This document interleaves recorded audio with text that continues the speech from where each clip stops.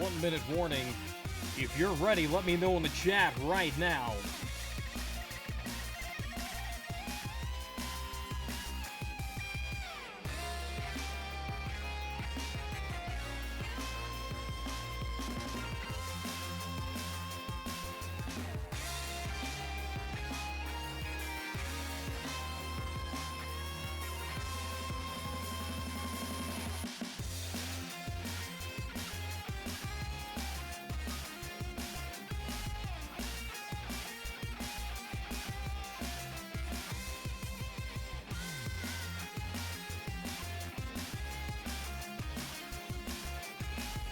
Ladies and gentlemen, thank you for joining us this evening. Please join me in welcoming our host, Norgoz.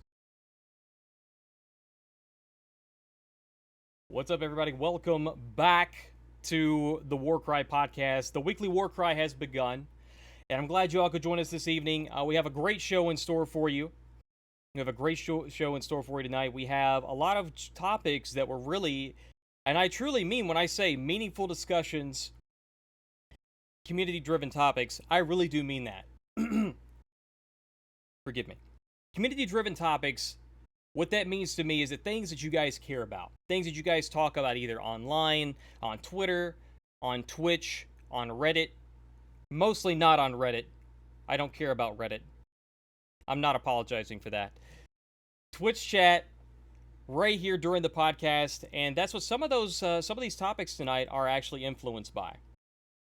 There have been some content online that I've seen recently that have actually been a catalyst for our main topic of discussion this evening, and that is the honor code. We're also going to be talking about hero balance, primarily around Aramusha. We also have some discussion we're going to be talking about in relation to the For Honor experience versus other fighting games, like matchmaking, the overall look and feel of the game, talking about more specifically the community, matchmaking, and things of that nature, different mechanics and stuff like that. So I'm joined by some friends. I'm going to show them on screen here in just a moment. And we also have a very big... we also have another guest that I'll introduce you in a little bit, but not yet. So, without further ado, let me first get started by introducing my original three guests. I have with me myself, Norgoz, and of course, I am joined today by Moosemayn, who I somehow got out of focus. I'm going to have to fix that. Moosemayn, the bastard of the Blade Blockade, the Aramusha master, and of course, the fun-loving, good-time-having Moosem. Smugumson. Hello. That guy right there. I am joined by the 3M Egos, if you guys haven't figured that out yet. The 3M Egos. I was really excited about this podcast, so I could say that. I've been waiting all week for that. We have Moose, we have MystaKyle, who is a toxic Tiandi main, renowned dog trainer, good old boy, Peyton Manning lover. Nobody's perfect. And, of course, a good friend of mine, MystaKyle. And we also I'm have... glad to be here, man. Appreciate you being here. And we also have Mulisious, 10-time tournament champion in early competitive, Highlander main, partnered streamer and full-timer, one of the greatest entertainers here in the For Honor directory and others, Mulisious. Welcome. Hey, what's up? All right, now I know there's a moment you've all have been waiting for. There's a moment you've all been waiting for, and if some of you guys are just joining and you didn't know, I have a fourth guest this week. Those of you that have been watching the podcast, you already know I only have 3 guests. That makes myself and 3 guests, it makes 4 people. Typically, we only have that many. So, in just a moment, I'm going to be revealing to you who our 4th guest and 5th person on the podcast is. So, I want to tell you guys to... one moment here. I have myself, the 3M Egos, And my fourth guest needs no introduction. One of the greatest supporters of the For Honor community. You have all watched him, but never seen him. You have spoke to him, but you've never heard him. He is none other than our Lord and Savior, Lord Dim. Thank you very much for joining us, Lord Dim. I know everybody's been looking forward to this, and I look forward to it as well. Welcome to the show. How have you been, man? Thank you. Good evening and good morning, everyone. Good to have you here, Ren. So, as I started to say earlier, we have the honor code, and that's one of the primary reasons that Lord Dim wanted to join us today. So I wanted to say a few words about what the honor code is. We need to start by talking about that. So when I say the honor code, what do I mean? What am I talking about? The honor code, what is it? Essentially, it means you always 1v1. You never revenge, you never ledge, you never gank, you don't play optimally because playing optimally is bad. You have all these things and other things, like, if you go into brawl matches, you don't do real brawls, so we have things of that nature that are going on, and it comes down to a lot of questions. Is this toxic? Is this something that is good for the community? Is it just that, we all need to embrace it more? And that's why I wanted to get started about having this conversation tonight. So if everybody wants to, I'll go ahead and unmute their microphones and get ready for this. I'm going to start off. I'm actually going to get started by asking the first question: is have you ever experienced player backlash for these or other actions? And I want to go ahead and start off with Lord Dim. Can you start us off, please? What are your thoughts on that? Regarding the honor code? Yes. Well, basically, the honor code is something that was invented by the community per se back in season 1. Mainly, it was introduced in deathmatch modes. So you could see people trying to have a 1v1s in deathmatch mode, and then if anyone was trying to gank after they were finishing their 1v1, then everyone started calling everyone noob, and you don't know how to play the game, and you cannot gank, and this is not honorable, and why are you ledging, why are you revenging when you have a 1v1, etc., etc. At the end of the day, the honor code is just self-made rules made by the community, which most of us, we were kind of forced to follow up to a certain point, and then the game completely changed, and we didn't have to follow those rules. Now, the honor code is something that each individual has a conscious choice to either follow them or not. Nobody's obliged to do it at the end of the day. Exactly.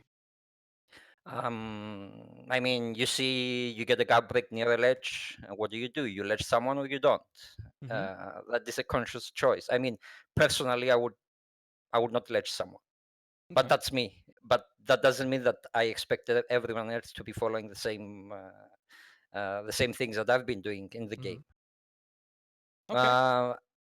At the end of the day, I think that is something that the community as a whole needs to accept, that is self-made rules by the community that nobody's obliged to follow, and everyone should play the game how they want.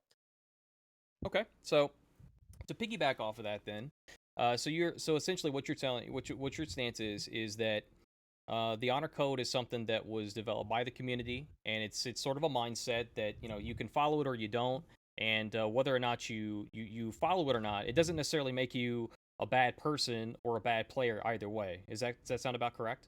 Absolutely. Okay, so you make a lot of good points there in terms of you have the conscious decision to ledge somebody. I like the picture that you painted for us.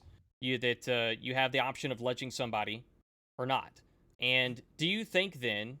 I want to ask you this follow-up question, and then I want to move on to everybody else's opinion on this as well. But do you think that this is actually? No, I'm gonna pose this question to Moose. Now, with everything we've talked about so far, would you say that you should, if you are ledged as an example, that you should automatically be toxic to this other person and say, "Oh, ledge, lol, you suck, you're trash, kid"? What are your thoughts on that?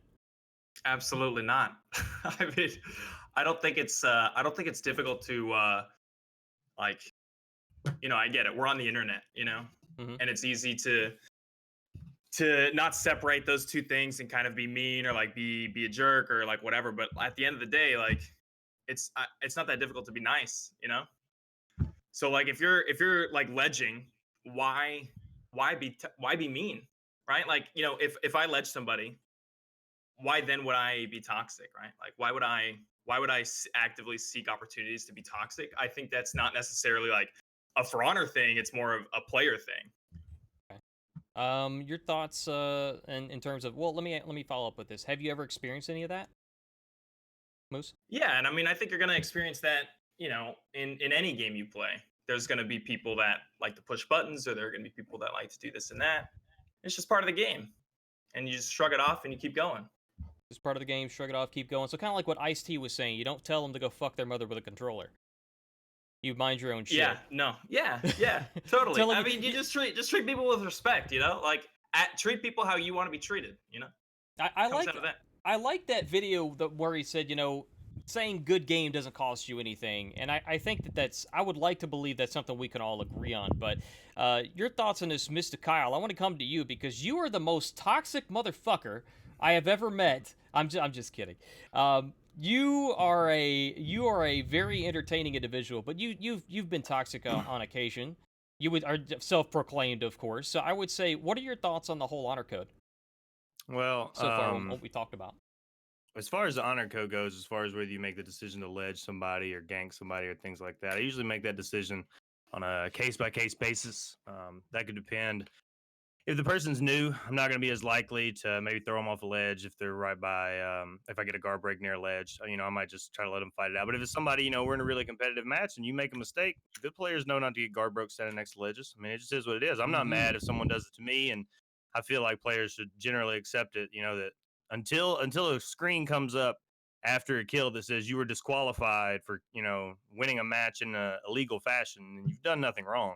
However you win is however you win. Now, whether you get upset about it, I mean, that's on you. As far as the toxicity goes towards it, I do agree towards Moose. On my stream, I am very toxic towards characters. We made a joke earlier when we were setting up the podcast because I heard a streamer say it earlier today that randoms aren't people until they come to chat, and I thought that was funny, but I also think it's kind of right because I never type anything mean in chat. You never see me make fun of somebody in chat or talk bad to them in the in-game chat. If someone comes to my chat, if they don't say anything mean to me, I don't say anything to them. If I know they're in my chat, I don't say anything mean. I'm just talking to characters. I don't make personal insults. I'm not talking about someone as a person. I'm just trying to be entertaining. And we all know that For Honor's a game where you want to win. I'm just letting out emotion on just wanting to win. It's a fighting game where we cut each other's heads off with axes. I mean, let's not pretend it's a completely polite game. So I'm just having fun with it. But I don't think that any direct hate in the in-game chat, if you're on PC or in someone's stream, or if you're streaming and someone comes in your chat and you're extremely mean and rude to them, I just don't think that's I don't think that's appropriate at all. I'm not for that type of toxicity. I'm for having fun and having a laugh, but that's all it is. It's never anything personal. All right. So to follow up on that, then, Molly, I've got a question for you. Is in regards to all this, have you experienced any of the backlash from what we've talked about so far? What are your thoughts on the ledging situation? And before I get that, I want to piggyback off this before I forget it. So MystaKyle brought up a really, really good point. Yeah, you have that decision to make or not, and until you know, you get that disqualification pop up, and you know, it shouldn't. I don't think, you know, it shouldn't really matter, right? So here's the thing that I thought of with that. You said that in a highly competitive level, players know not to put themselves in that position. It's what we would call situational awareness, map awareness. You don't put your back to a ledge, period. You just don't do it. You prepare yourself for any and all offenses. You make sure that you are minimizing your risk as much as you can so that you don't get yourself put in that situation.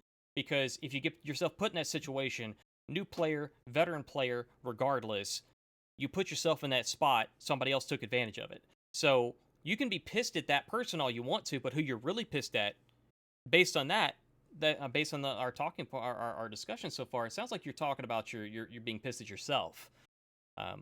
Would you agree with that, Mully? And have you experienced any of this yourself? Yeah, I mean, I'd agree with it. It's just one of those things that happens. Everyone else, like who's spoken so far, they're spot on about all of it.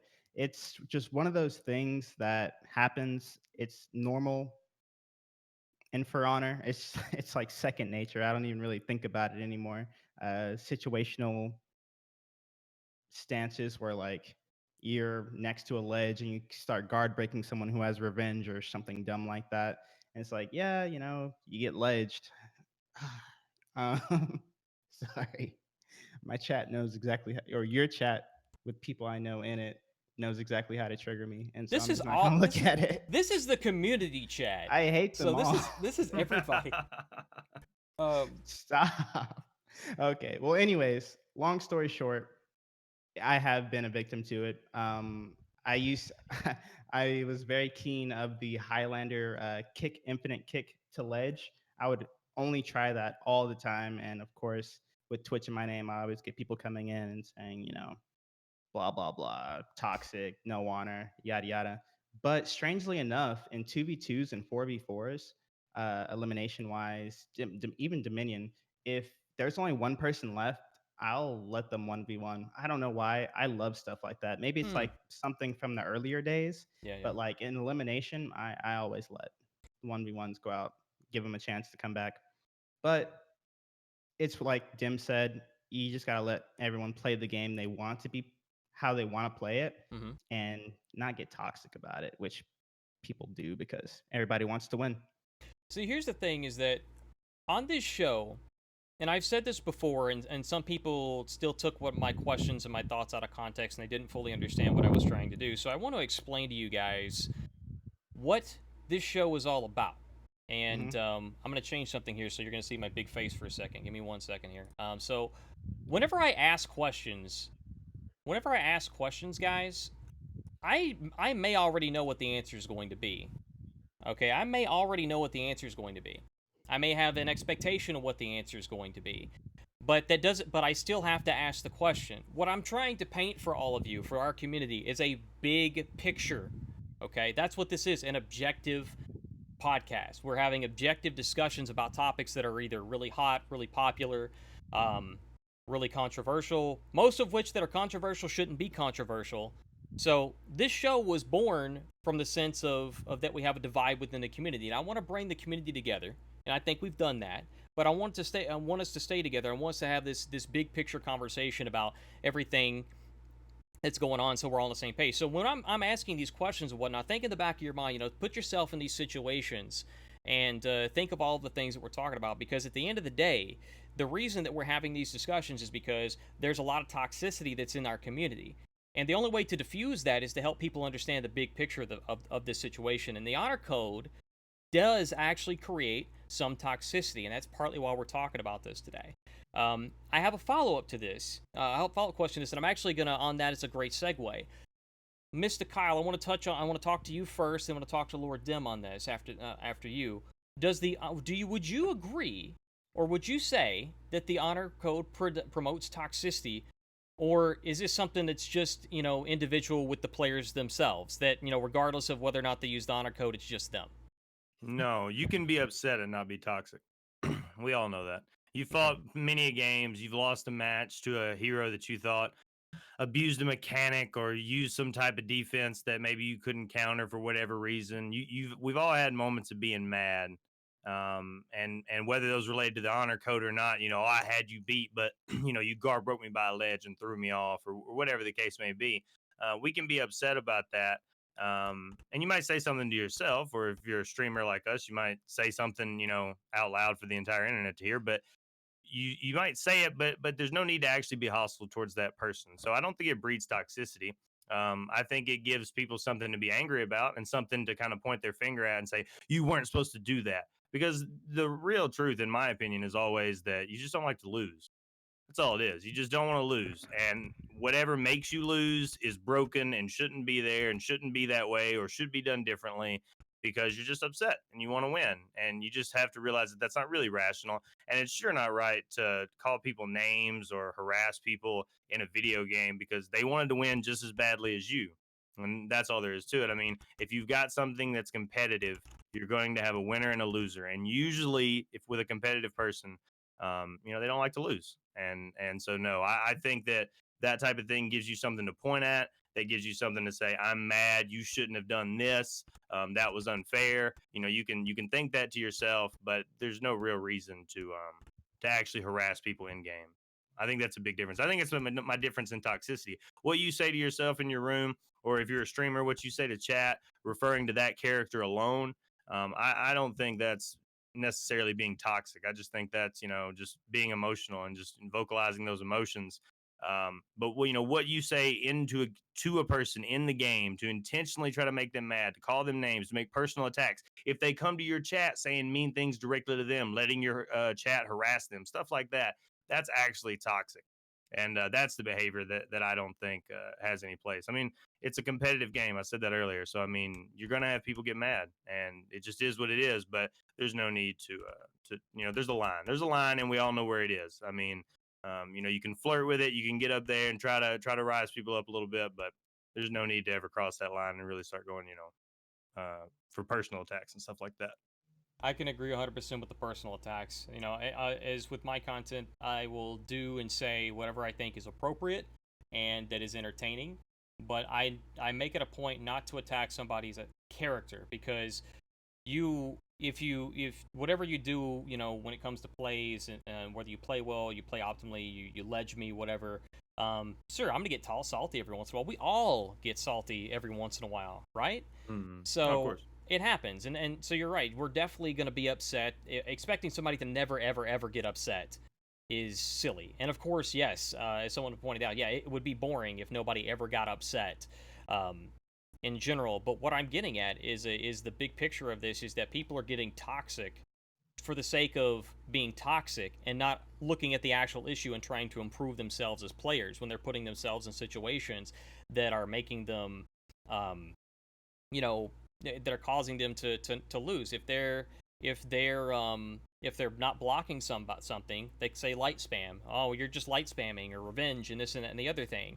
And so that's the big picture on this, guys, is that it's that a lot of players, this kind of piggybacks off of some of the things we were talking about last week when it comes to like casual play and whatnot. Some people, they just want to, they can't react to lights, they can't react to certain things, and they will just be toxic at the player, and it's not the player's fault.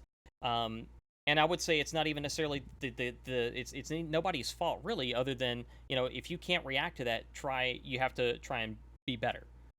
It doesn't warrant you to go and assault that individual for how they were playing. If you're a low skill player and you're mad at somebody for beating you with whatever it is they were beating you with, whose fault is that? Is it yours, or is it theirs? They beat you with something that is reactable. I would say 95% of the stuff in the game. Now maybe that's a high number. Somebody's gonna laugh at that. I don't care. Is reactable in some way, shape, or form. You can counter it in some way, shape, or form. There might even be a small window of opportunity for it, like with the kick the caber toss mix up. But you can dodge it. Some people can dodge that shit every freaking time. But of course, that's something that's more on read than on reaction. So here's the thing: is that it's you just gotta take a look at some of this stuff. Now, Dem, I want to piggyback off of that. So, with everything we talked about, would you say that with that the honor code promotes toxicity, or is it just the players? Well, yes and no in one sense. In another sense, I mean, one of the biggest fundamental issues of the game is that we have players who want the game to be a reaction-based game, and we have better players who want the game to be a more on a read-based game. That being said, most of the characters do not have options to attack without getting parried, without getting counter, without getting their asses wrecked at the end of the day, which makes certain characters having to rely on just one move or just a couple of moves to be able to win. And the players, as such, they want to use that single move to win. Take, for example, Black Prior's Bash, or Warden Shoulder Bash, or Conqueror's Bash, etc., etc. I keep talking about bashes because those are the most that you need to counter based on a read instead of a reaction. Take, for example, Black Prior. If Black Prior throws a light or a heavy, I mean, he's 500 ms lights, and you know that they can be parried quite easily by most of the decent players. in the game. So Black Player will lose at the end of the day. Kyle is very correct in what he's saying, that the game is a competitive game. It's not just a casual game, and this is something that the community needs to accept, that For Honor is a competitive game, because you fight to win versus a team, versus a certain individual, etc., etc. At the end of the day, you should not blame the player for using a mechanic which is given by the devs for any character. You should blame yourself, per se, in theory, that you should be able to adapt to to any situation and get better in countering each individual character. Take for example Raider. People have been crying about Raider stunning tab, that oh, this thing is unreactable. I get stunned. I get blinded. I cannot see what Raider does after. But if you play a couple of weeks versus a new Raider, then you can understand what he's trying to follow up after you getting stunned. As I told you, at the end of the day, it's something that each individual needs to adapt and not be salty about it. Okay, so sorry, I got distracted for a moment myself. So, all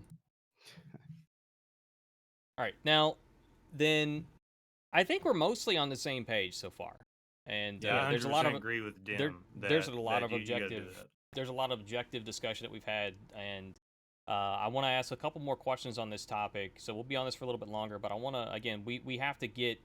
I want to make sure that everybody's on the same page with this. So I got a couple questions to ask with this. Is that following up on the toxicity, both Moose and Mully, are your thoughts? What are your thoughts on the toxicity? And I'm going to follow up with an additional question here: is are there circumstances where the honor code should be followed?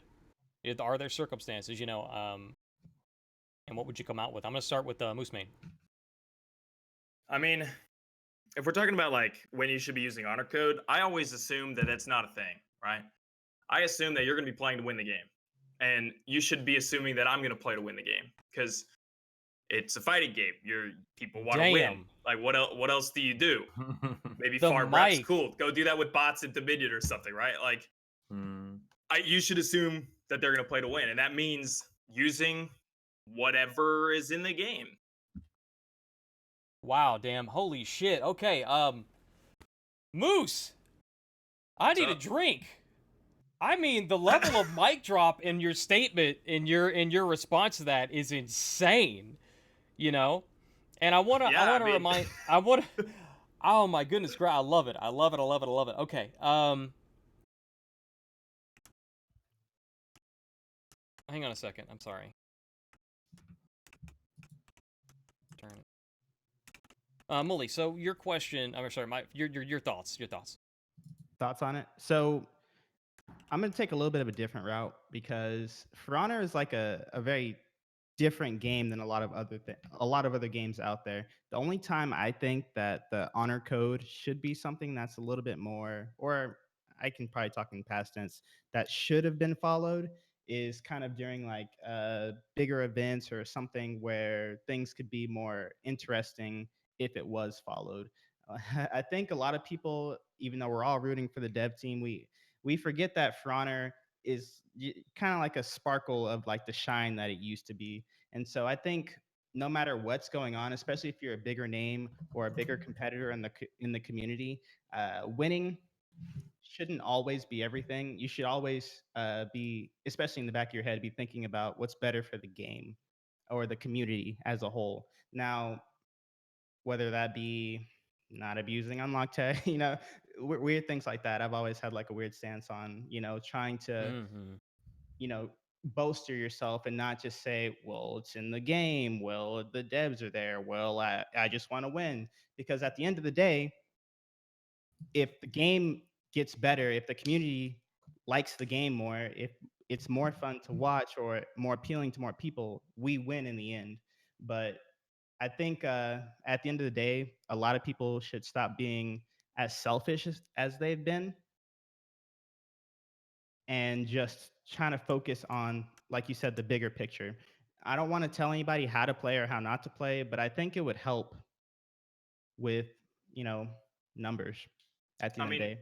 yeah, but how can you expect people to like change the way that they play the game in hopes that the game gets better though? Like, For sure, for sure. And like that's the thing, because we're in like a weird predicament, right?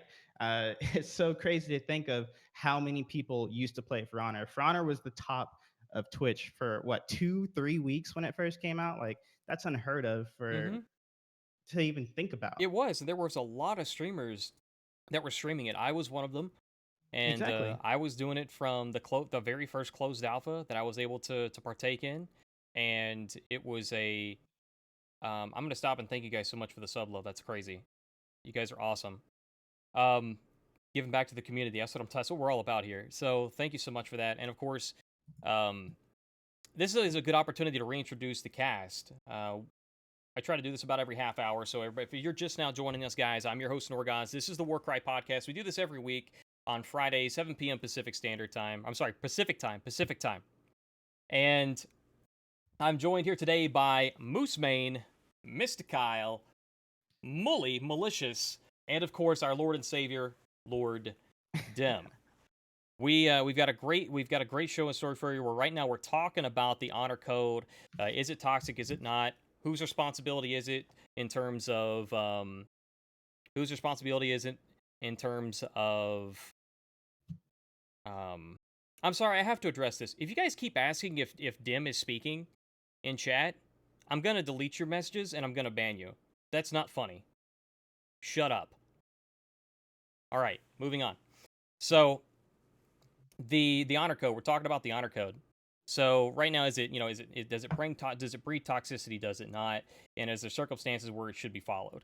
Lord Dim, as an example, in his as part of his content, is I'm trying to figure out how I want to word this. Basically, you play Dim. You play, and you put this in your bio that you want to make sure that you're playing at a level that's it's competitive, but you're giving people a chance to win. Like you're not doing things that people would consider cheesing, and I use the term loosely here.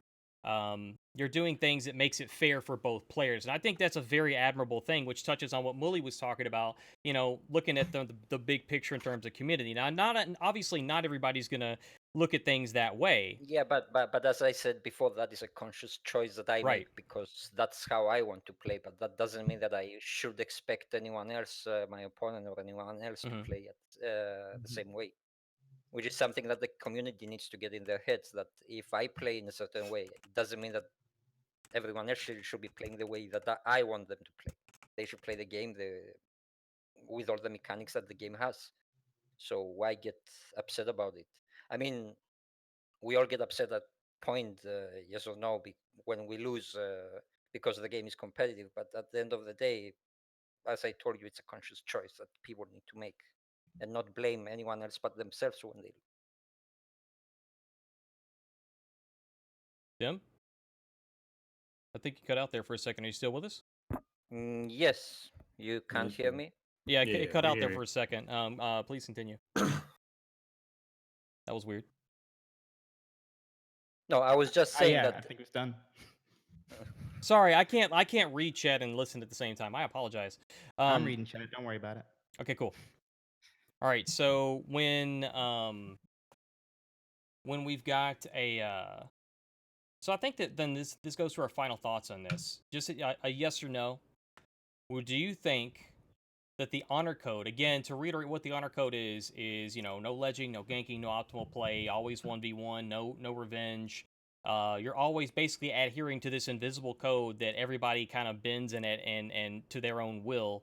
Some people are going to think it's one way or the other in terms of like what you can and can't do. But at the end of the day, it's basically you can't do anything that's optimal is what it really comes down to. You can't ever do anything that's optimal.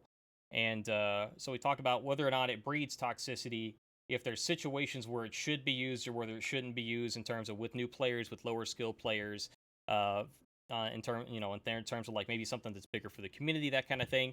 And so my final question to you, and I'm going to pose this to Moosemayn first. Final thoughts. Should the honor code stay or go? I mean, I think you should play how you want to play. If you Okay. wanna play like them and enjoy the game. If you want to play like me, try to, do what you can, albeit maybe poorly, then play like that. I mean, it comes down to that, I think. Perfect. Malicious. Yeah, yes or no, should it stay or go? I'm actually cool with it staying. I really think it helps add a little bit more to. I can't help but think like a streamer, but it adds more to like hype moments and things like that happening. I think at least more interesting things happening. Okay. Lord Dim, I think we kind of feel where you're at, but just to confirm, do you believe the honor code should stay or go, Lord Dim? But it's something that the community is not obliged to follow. This is my opinion. Okay. And I'm gonna the final thoughts, final note to the Toxic Tiande, MystaKyle. What are your thoughts? Should the honor code stay or go? I think the honor code can stay. That's fine. Just don't expect me to follow it, and don't be upset when I don't. Okay. That's all there is to it. So then, what I want to do is we've got a few different. We've got a couple people thinking it should stay. Something we should thinking it should go. So my question then, can we agree on this point? Can we agree that if you play how you want to play, regardless of whether you follow that honor code or whether you don't, that if somebody, do you believe? Can we all agree that that's something that doesn't give you or give anybody the that doesn't warrant anybody to be like overly upset and overly toxic and to get overly personal when they lose a game? Can we agree that you should, be chill and play the game and try and enjoy the game as opposed to try and look for reasons to bitch somebody out? Can we all agree to that? Yes. Yeah, 100%. Yeah, I mean, I think that's. Yeah, Okay. 100%. There's nothing in a video game that you can ever do that warrants someone using personal attacks against you, ever. I don't care what it is. There's just never a reason for that. I'm not talking about insults in the game, about characters and stuff like that, but personal directed attacks of people used like harassment, there's never any of that. I don't care what somebody does to win or whatever. Yeah. And I mean, I think that kind of thing, that's a maturity level thing too, right? Like you start bleeding out of like this code thing. Yeah. I think. But if we're trying to hush the topic, then maybe I'll shut my mouth. No, you're fine. You're fine. I'm loving the love in the chat right now. You guys are awesome. So again, this kind of goes back to what I was saying before. I'm asking questions. There are points to make with these things, is to make people think about things from an objective standpoint. That's what this conversation is about. That's what this discussion is about. At the end of the day, all five of us, regardless of whether we're on the same side of it or not, at the end of the day, it's basically, we all agreed that it's something that you shouldn't be, cussing somebody out and being a dick about. And that's the point that I would like to try and make here, is that you guys have to, as players, and I know there's a lot of people here that don't do that. There's some people here that do, and either way, I'm not saying you're a bad person. I'm not saying that you're a bad player either. But what I'm saying, people lick ice cream and put it back. Okay. Oh God, let's not do I've that. lost faith. Good people don't do that. I'd like Good to point people that out. don't do that. Good human who's ever done that. Holy Well, shit. I'm saying people can do that. People can freaking be hateful on the internet. Like, there's just no filter anymore. I don't know what's wrong with. There's no everyone. filter. You're not wrong about that. And again, this all becomes, again, that's part of this larger, much larger picture of, maturity and all this good stuff that we could just kind of go into other things. But I think though, Right. if you're running into that stuff, one thing I can tell you, if you're somebody who gets tilted really easy, you're having trouble ignoring individuals that just ignore that. I would say, there is a mute function that you can deal with. You can change your chat. If you don't like that, that's one way that you can personally deal with it. If you're trying to deal with toxicity, you can't handle it. That's one way to deal with it. But again, at the end of the day, our discussion on honor code to conclude up, and we'll have a new our new topic coming up now is, again, I think we all agree that just don't be a douchebag. That's really what it comes down to. Don't be a douchebag. Win, lose, or draw, don't be a douchebag, please. We can all agree on that. All right. Now, I have these sort of out of order on our show list. I want to talk Actually, I'm going to say this real quick. Some of you guys have been not confused. You've been a little confused on what this For Honor versus FGC games is in the section of the overlay. So I'm going to explain that so you guys know what that is. FGC stands for Fighting Games Community. Fighting was not going to fit with everything I wanted to put there, so I just shortened everything to For Honor versus FGC games. I'm glad we're all on the same page on that now. So we'll talk about that here in a little bit. I want to talk about hero balance, and I'm going to direct this first to the Moosemayn, the Aramusha main, because like Hyperion maining Valkyrie, he hates himself. So we can all respect you for taking one for the team, by the way, Moose. We do. So so Aramusha has gone through a lot of changes over the years since it was first released in Season 4. It's year 1, November 2017. It's gone through a lot of changes, having damage buff, damage nerfed, having the blade blockade timing changed, the recovery time changed. There was a controversial removal of the light, the guaranteed light. There's been damage adjustments. There's been a lot of different changes. He now, actually, could be wrong on this. Correct me if I'm wrong. He now gets the dodge. Like Ken said, his block gets changed as he dodges now. Is that correct? Or was that changed? Moose? I think it goes top. Maybe. Anyway, so my point. So moving on. So with all those changes, with the guaranteed light didn't really buff him. But while in high level play, his win rate's been pretty consistent, being about around 50% or higher, and that's in the top. Typically, I think it's in. Now, I'm probably going to be off on these numbers a little bit, but he's roughly in the top 5 in terms of, I think it's duels, and I want to say it was either brawls or fours that it was in the top 5 heroes. And this is slightly out of date data that I'm going off of, that it was many months ago. Season 7. So it's been something that it's been a pretty high rate of play when it comes from the win rate, is what I'm getting at. Now, regardless of whether, don't get distracted with the numbers, guys. I'm being fully open that I could be wrong on these numbers. Don't get distracted with the numbers. My point still stands, is that in high level play, he's still been a pretty decent to good win rate at a high competitive level of play, and that's my point on this. So with all of that in mind, Aramusha is still seen as a pretty weak hero by a lot of people. So my question is, where do you currently see Aramusha at this point? And I'm first going to start with the Moosemayn. What are your thoughts on where Aramusha is right now? I think there's a couple. There's one thing I want to touch on for a second, in my opinion, right? So Okay. You're mentioning these win rates and stuff, and those win rates, I would not call that competitive play, right? Platinum plus. That's a very good point. You can call it what you want, but I would call competitive play those competitive players who are playing competitively. And in that scene, Aramusha is terrible. Absolutely laughably terrible. Okay. If you want to talk about new players, very difficult to deal with, right? Which is part of what those balance changes were directed towards, right? Ubisoft said, this is trying to get it in line with newer players or more casual players versus more highly skilled players, which is great. But I think there's some discrepancies between, are they balancing for, a more casual play, or are they balancing for a more competitive play? And I think I'm not sure if they know what they're balancing for. Okay. So last week we talked a lot about things that we do behind the scenes, things that go on behind the scenes in terms of testing and whatnot. And I think that this is something we can bring up now, where there is a lack of communication in some degrees from the development team. I think we can all agree to that it's at least it appears that way, regardless of how much or how little is being talked about. And that's part of the reason that our community is so outspoken about certain things not happening or happening in the way they do.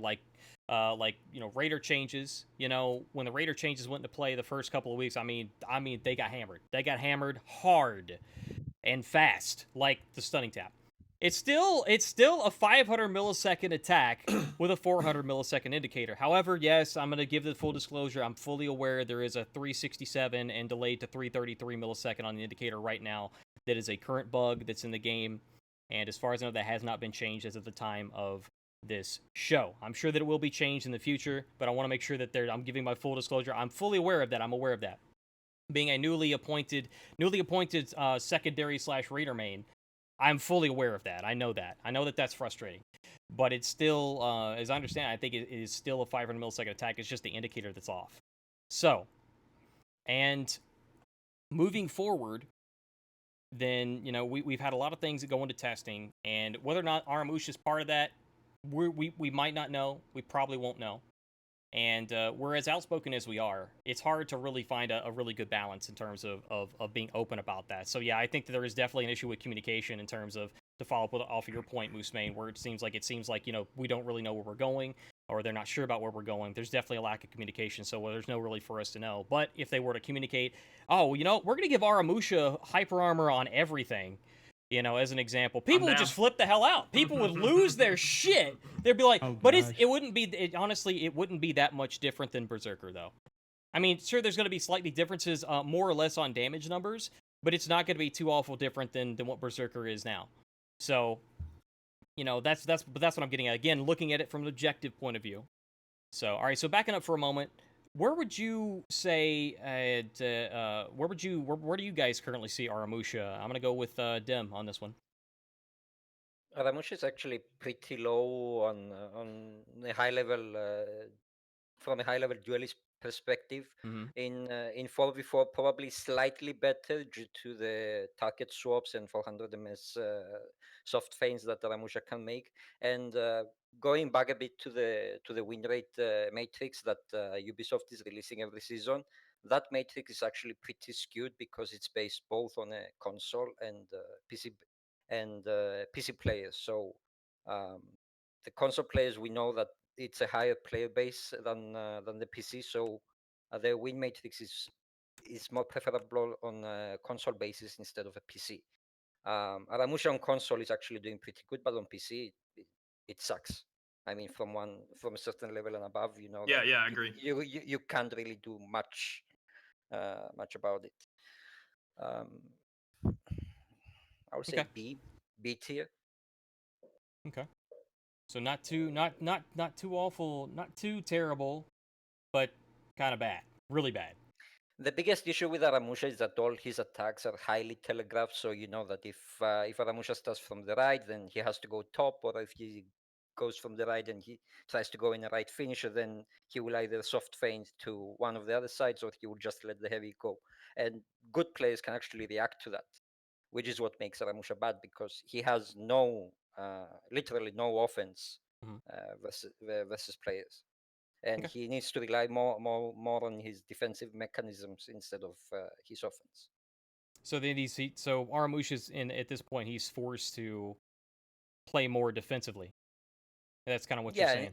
Yeah, and it's not just the issue with Aramusha. I mean, a lot of other characters. Yeah, that's an issue with all lower tier. Face the same issues. Yeah. Good. Okay, so the reason I'm asking that, I'm again big picture here. I'm gonna try and remember to not keep saying that, but I feel like I have to sometimes, because some people have asked me questions offline. It's like, do you really not understand this or whatever? And then I really want to emphasize, I know what the hell I'm doing.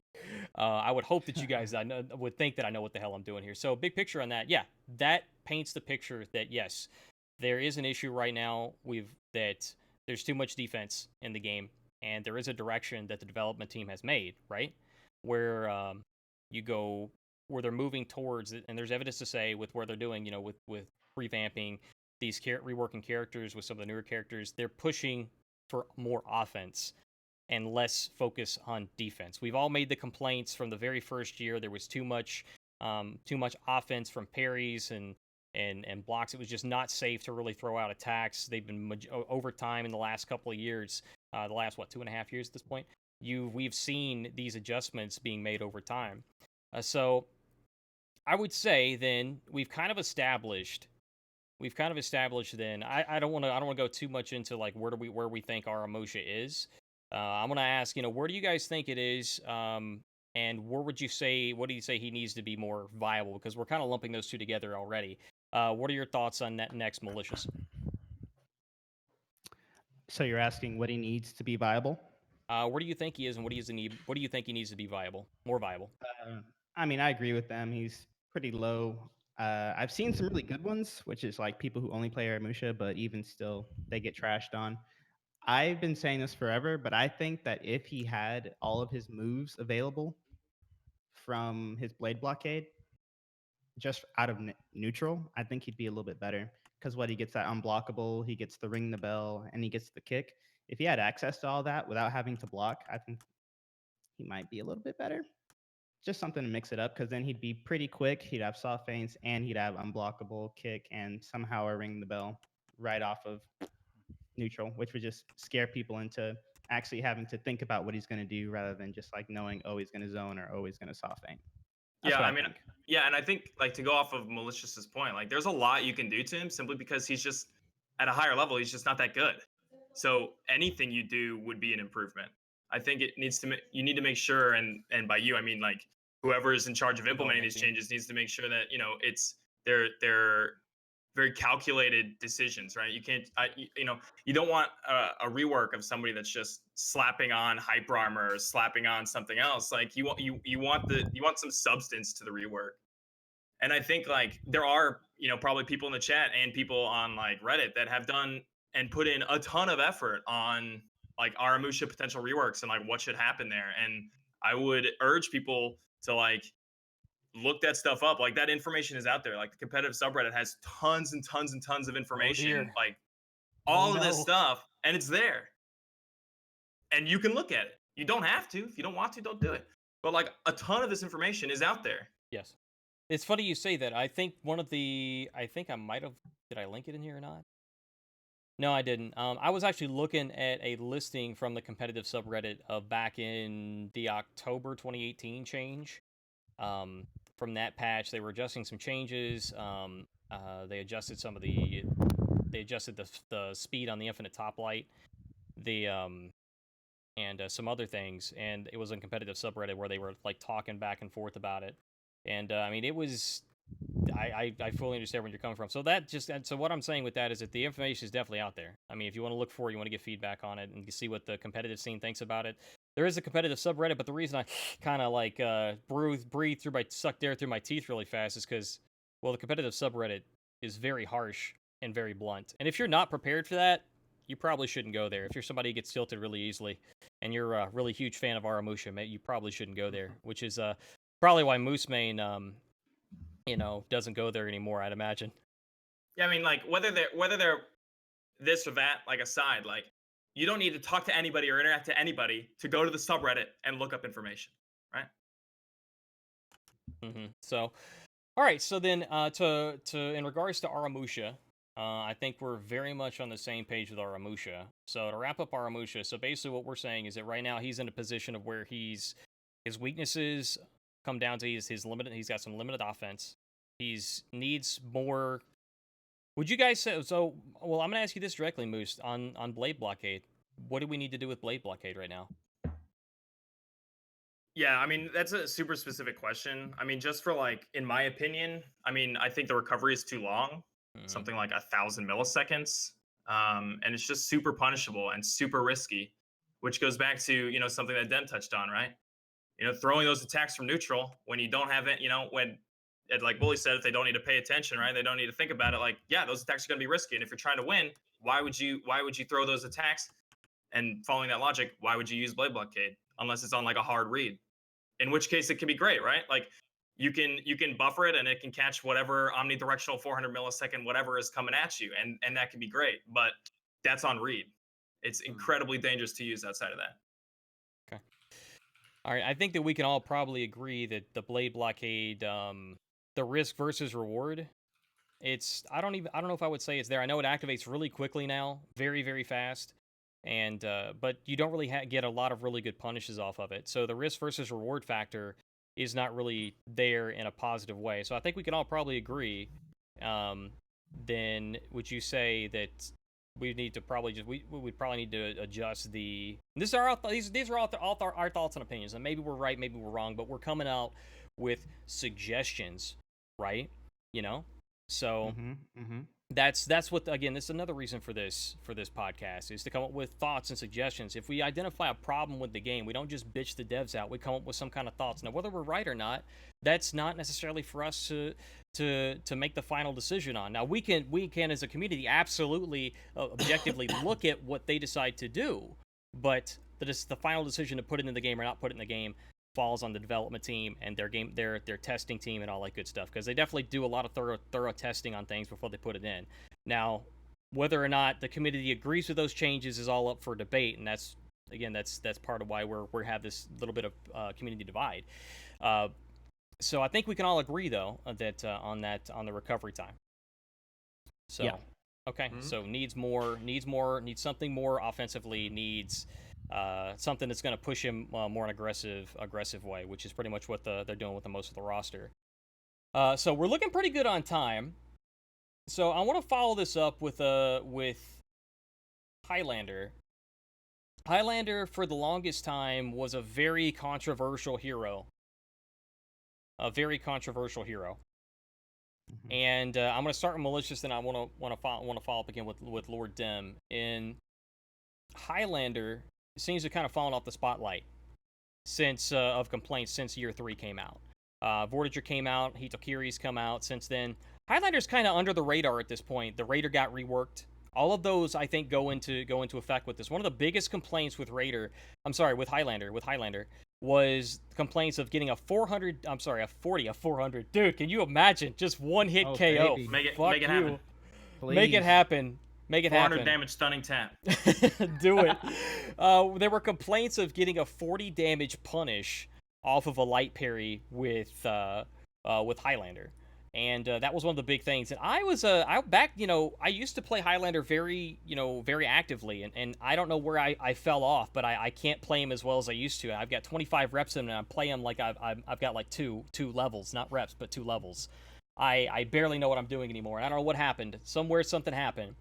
So, but I was a big advocate of saying, 40 damage off a light parry isn't that bad in relation to his entire kit. At the time, he didn't have the 100 millisecond guard switch, so he couldn't crush and counter effectively. And even if you could, it wasn't exactly the best option. If you can actually parry off a light, pretty much your best bet's typically going to get that 40 damage, and then you can follow up after that with a light or kick mix up or something like that. So, with that, a lot of the punishes complaints were the kick, the grab, OP, please nerf, the offensive stance lights being too fast. But offensive lights are, in some ways, they're kind of like openers. So we're like the kick, the grabs in a way, they're kind of like openers. So my question is going to be, with all that in mind, where do you currently see? Oh goodness gracious, I have two programs running. Do I? Hang on. I can just start while you're Yeah, doing go that. ahead. And what's your thought process on this, Highlander?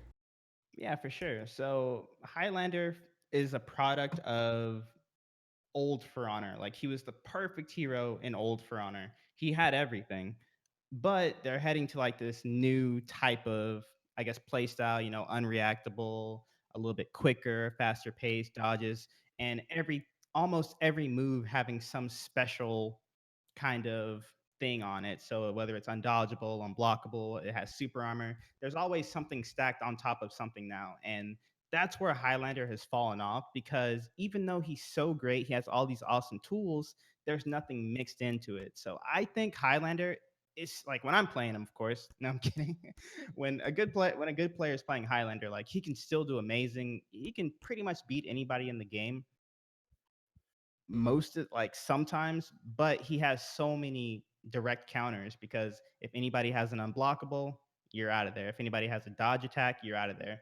And how many people, like, in the cast have an unblockable, or I'm sorry, an undodgeable or a dodge attack? It's like already half the cast. And that's the only reason Highlander's really struggling. I don't really think he needs a whole lot, but he just needs something to kind of add him back, or like push him back with like where Froner's headed, which is adding something onto his moves, adding a soft feint somewhere, adding 50-50. Yeah, adding an undodgeable somewhere, just something like that. And I think he'd be great. I still love Highlander, but it is the most annoying thing on earth to try to play him against probably 3/4 of the cast. Okay. Yeah. So then, would you say then? Two heroes come to mind that I would say are hard counters to Highlander. That's Kinsei, which I've Mhm. seen you destroy, and you do a really good job of it. Oh Um, yeah. but the other one I would say is Tiandi. I'd say Tiandi is Mhm. maybe even more so of a hard counter to Highlander than Kinsei is. You know, Kinsei, they both have really strong iframes on their dodge attacks. Mhm. Tiandi more so, clearly. But Yeah. you know, there I would say those two really come to mind when it comes to the actual counters. Would you agree?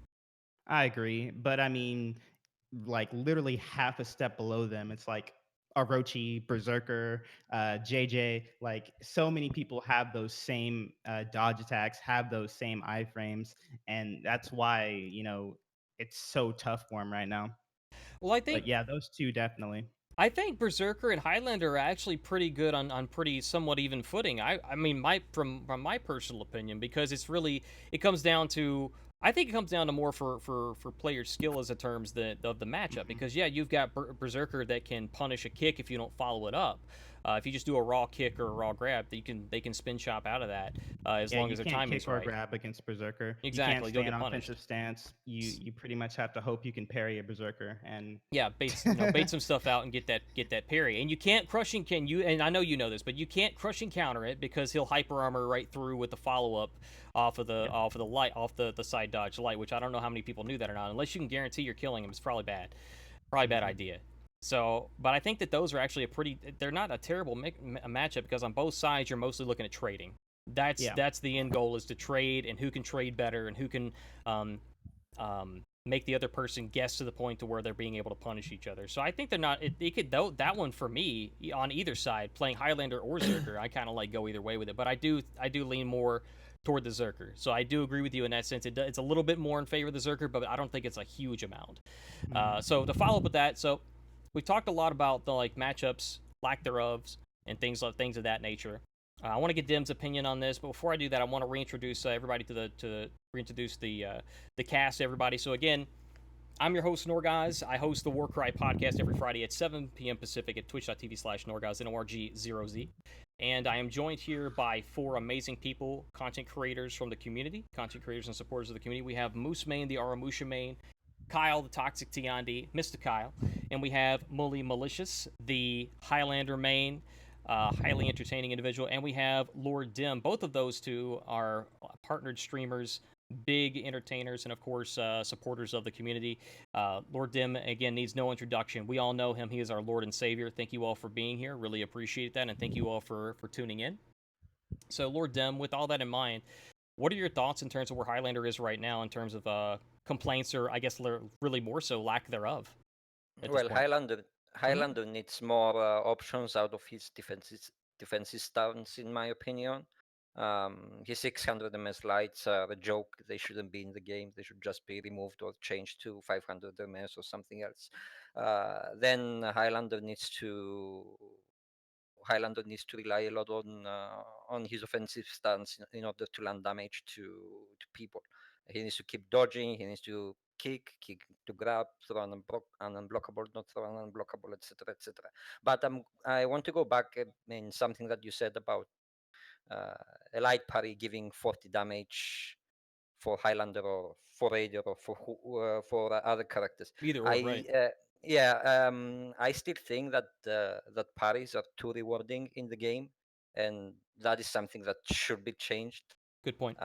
In my opinion, because the risk versus reward of any character throwing a light and getting punished by 40 damage or 45 damage, or even with lowering a 52 damage at the end of the day, is not something that people like or enjoy.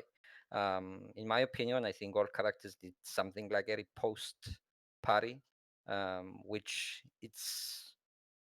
it's a small amount of damage. It's decent damage, but it is not excessive in terms of what the opponent is trying to land and what you are landing back and punishing the opponent for what he's trying to do. Ooh. So So let me jump in here real quick. Then I just got an idea. So would you say then something like, and we these numbers can be worked, but I mean, would you say then you're saying that, so if somebody's attacking, you're getting a parry, light parry, heavy parry, whatever, then the punish should be somewhat close to what the damage would have been.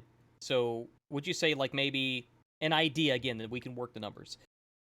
If you parry something, then a new mechanic would be you don't have a specific punish that you can do off a light or a heavy punish. You punish a specific amount of damage, say 50% of the damage that was coming out against you. You can punish back against that. Would that be something that's in line with kind of what you're thinking? Maybe not the exact Yeah, numbers, but the kind of the same idea. not exactly like that, but yeah, I mean more or less.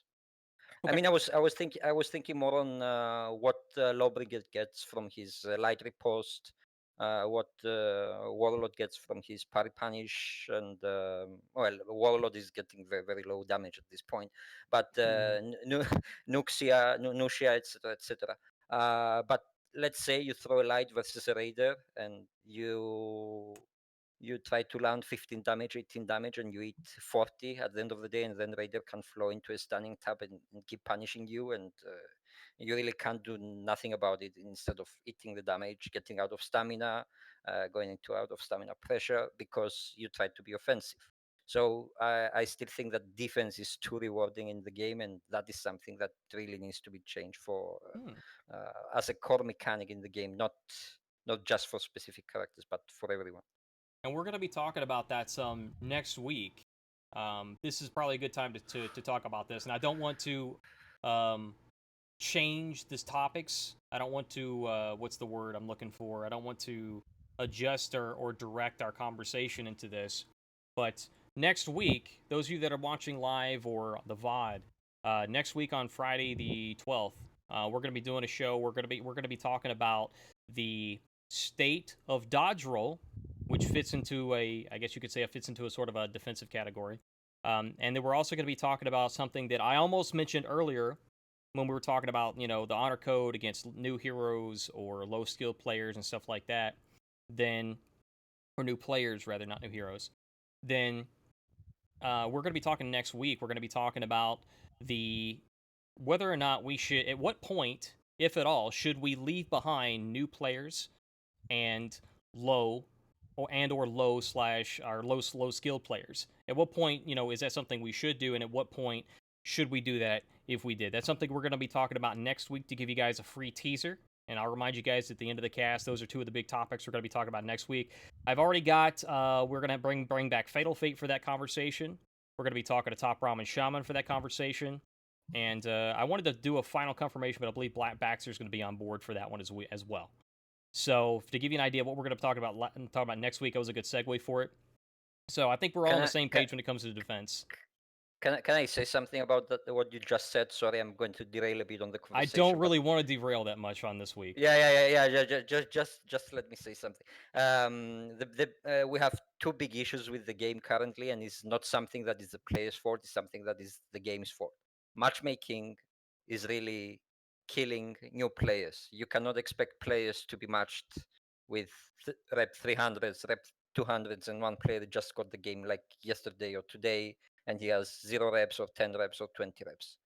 So that is one of the biggest issues of the game. And the second biggest issue of the game is that the game has no way to teach new players what to do in each game mode, how to counter. And the only thing that the game teaches the players is just the basic moveset of a character. Then new players need to go in, do homework and go on YouTube, go on Reddit and start reading information, controversial information, wrong information, correct information. They don't know what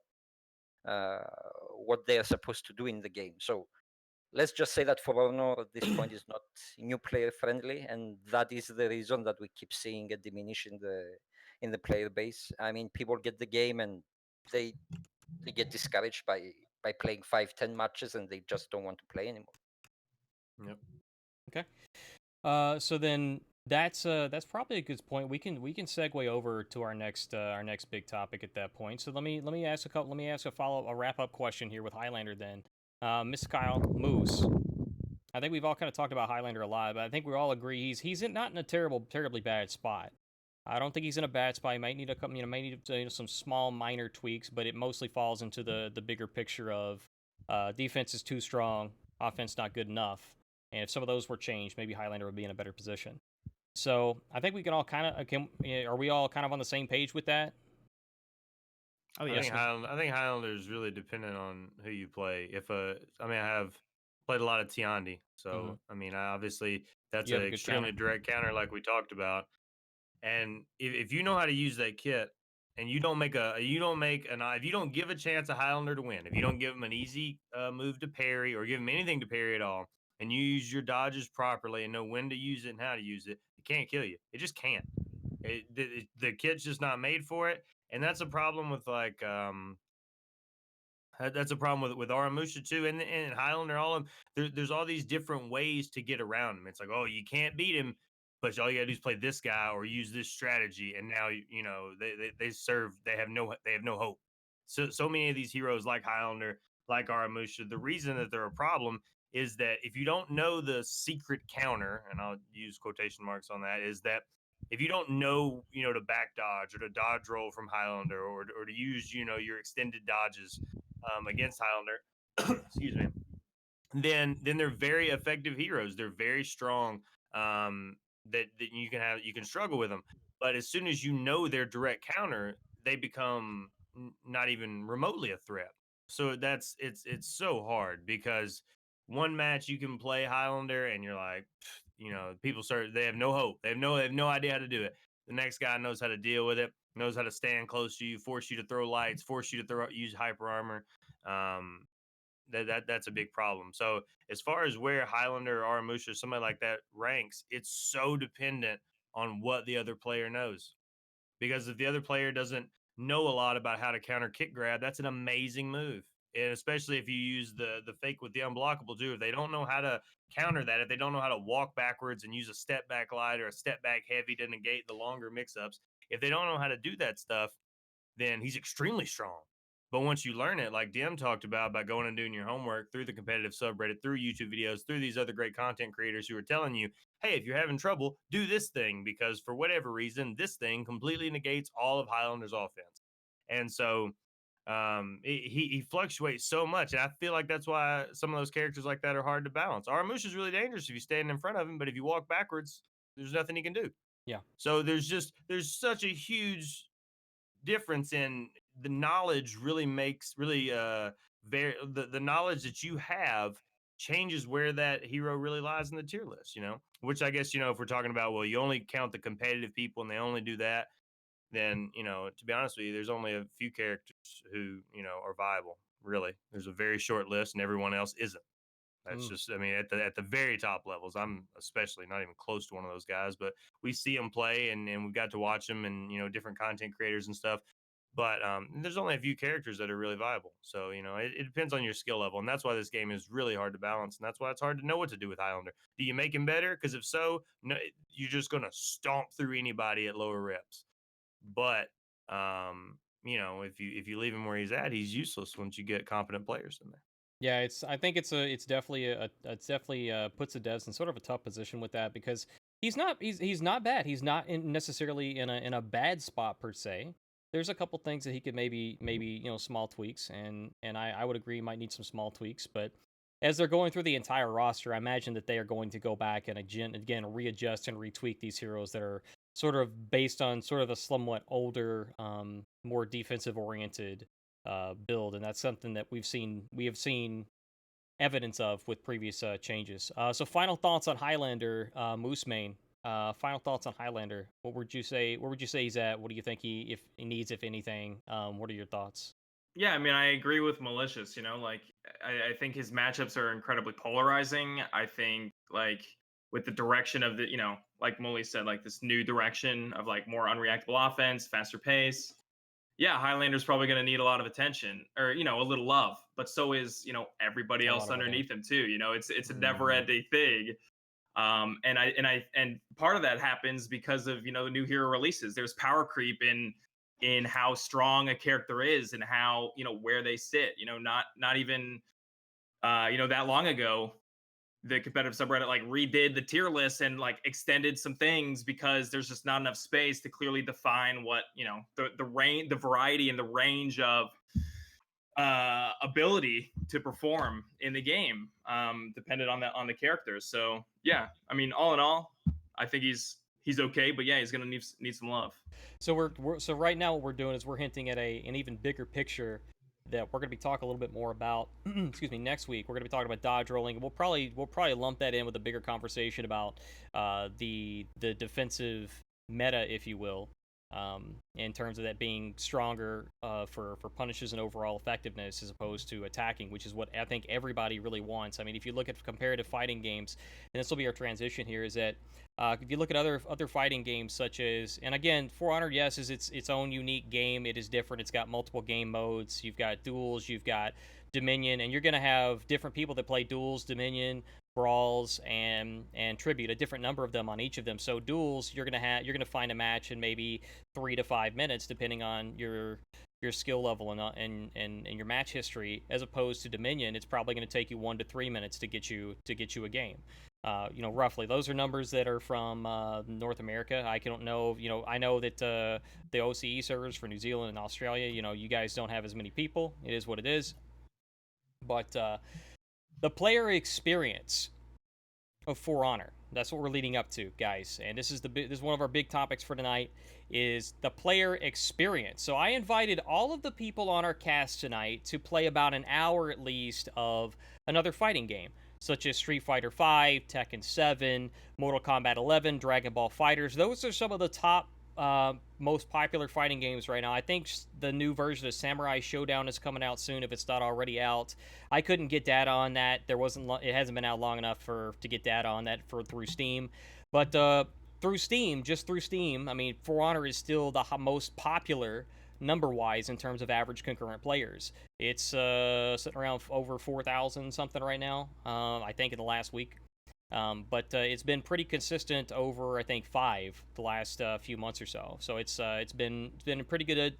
Mortal Kombat 11 has dropped substantially, and it's less than what For Honor's at now.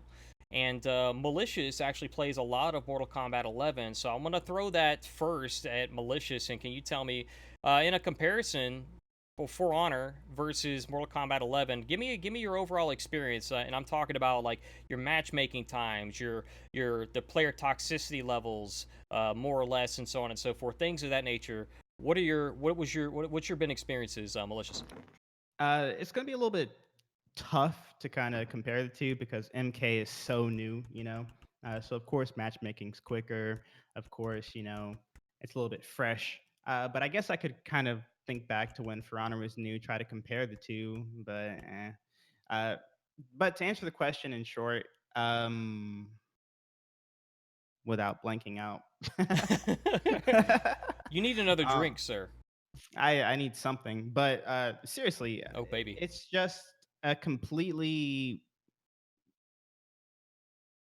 turned around experience. The matchmaking is a whole lot faster, even for ranked games.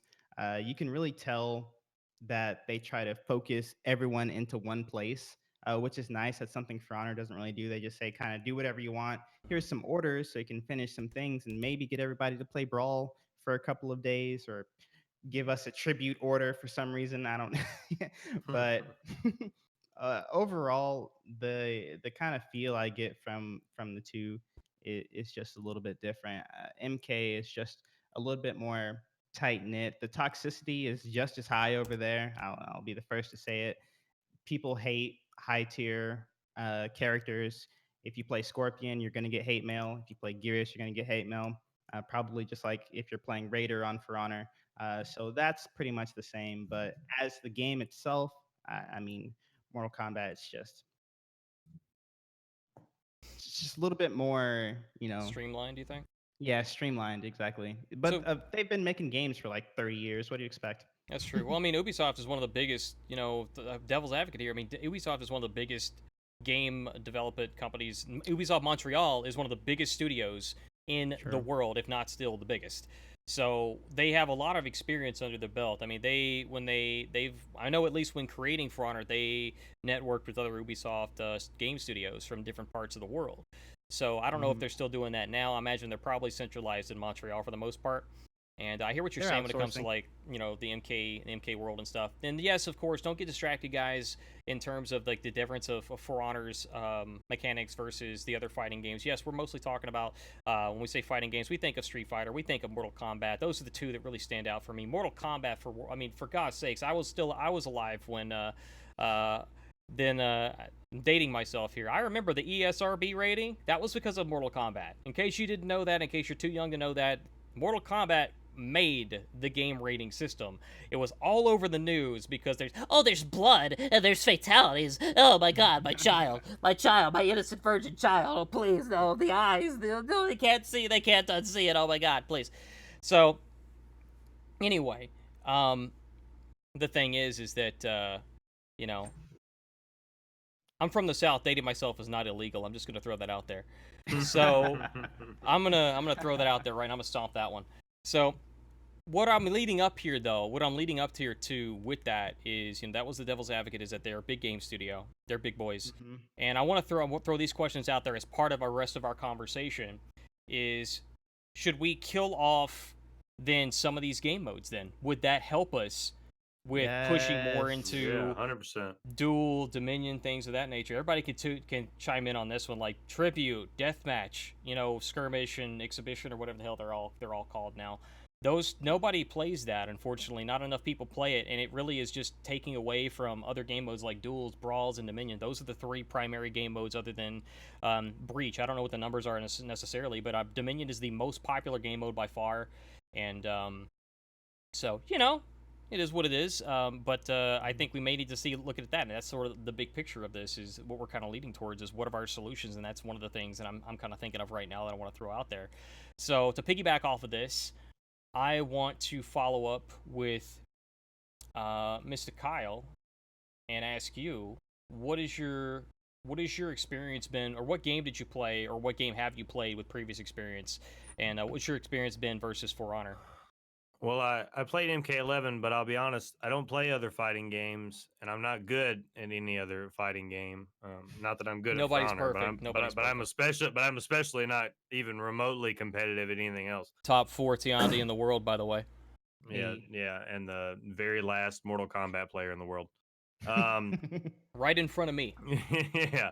So my experience is different because I just go in and I'm just having a good time. And if I win, that's awesome. And if I lose, that's kind of what we thought was going to happen here, So, and my For Honor experience is different because you did mention that I've played a ton of Tiandi. I've got some ridiculous thing like 2,000 matches with him or something like that. I've played the guy a ton. So my experience is much different playing For Honor because you're fighting higher level people and there's different circumstances. So I can't even compare it because I've never been even a mediocre player in another fighting game. So I don't know what the experience is like at all levels. I mean, Mully talked about, at high levels it's super toxic and you're going to get hate mail if you play Scorpion, and so that seems to be something that matches all the time. But yeah, I don't think it's totally fair to compare them, or at least not for me, because I'm not invested in Mortal Kombat 11 or Street Fighter or Tekken like I am in For Honor. I've been playing this game for a good while. I've put a lot of time into it. I have a lot of fun with it, but I also don't take it too seriously. So it's a different type of experience for me. But that's why I like For Honor. I mean, that's why I don't play Mortal Kombat 11 or Street Fighter or things like that, because it's different. It's a different experience in those games. And when you talked about taking down game modes, I 100% agree. Look, I think that at low levels, I'm not sure why people play Dominion when they're just trying to play skirmish.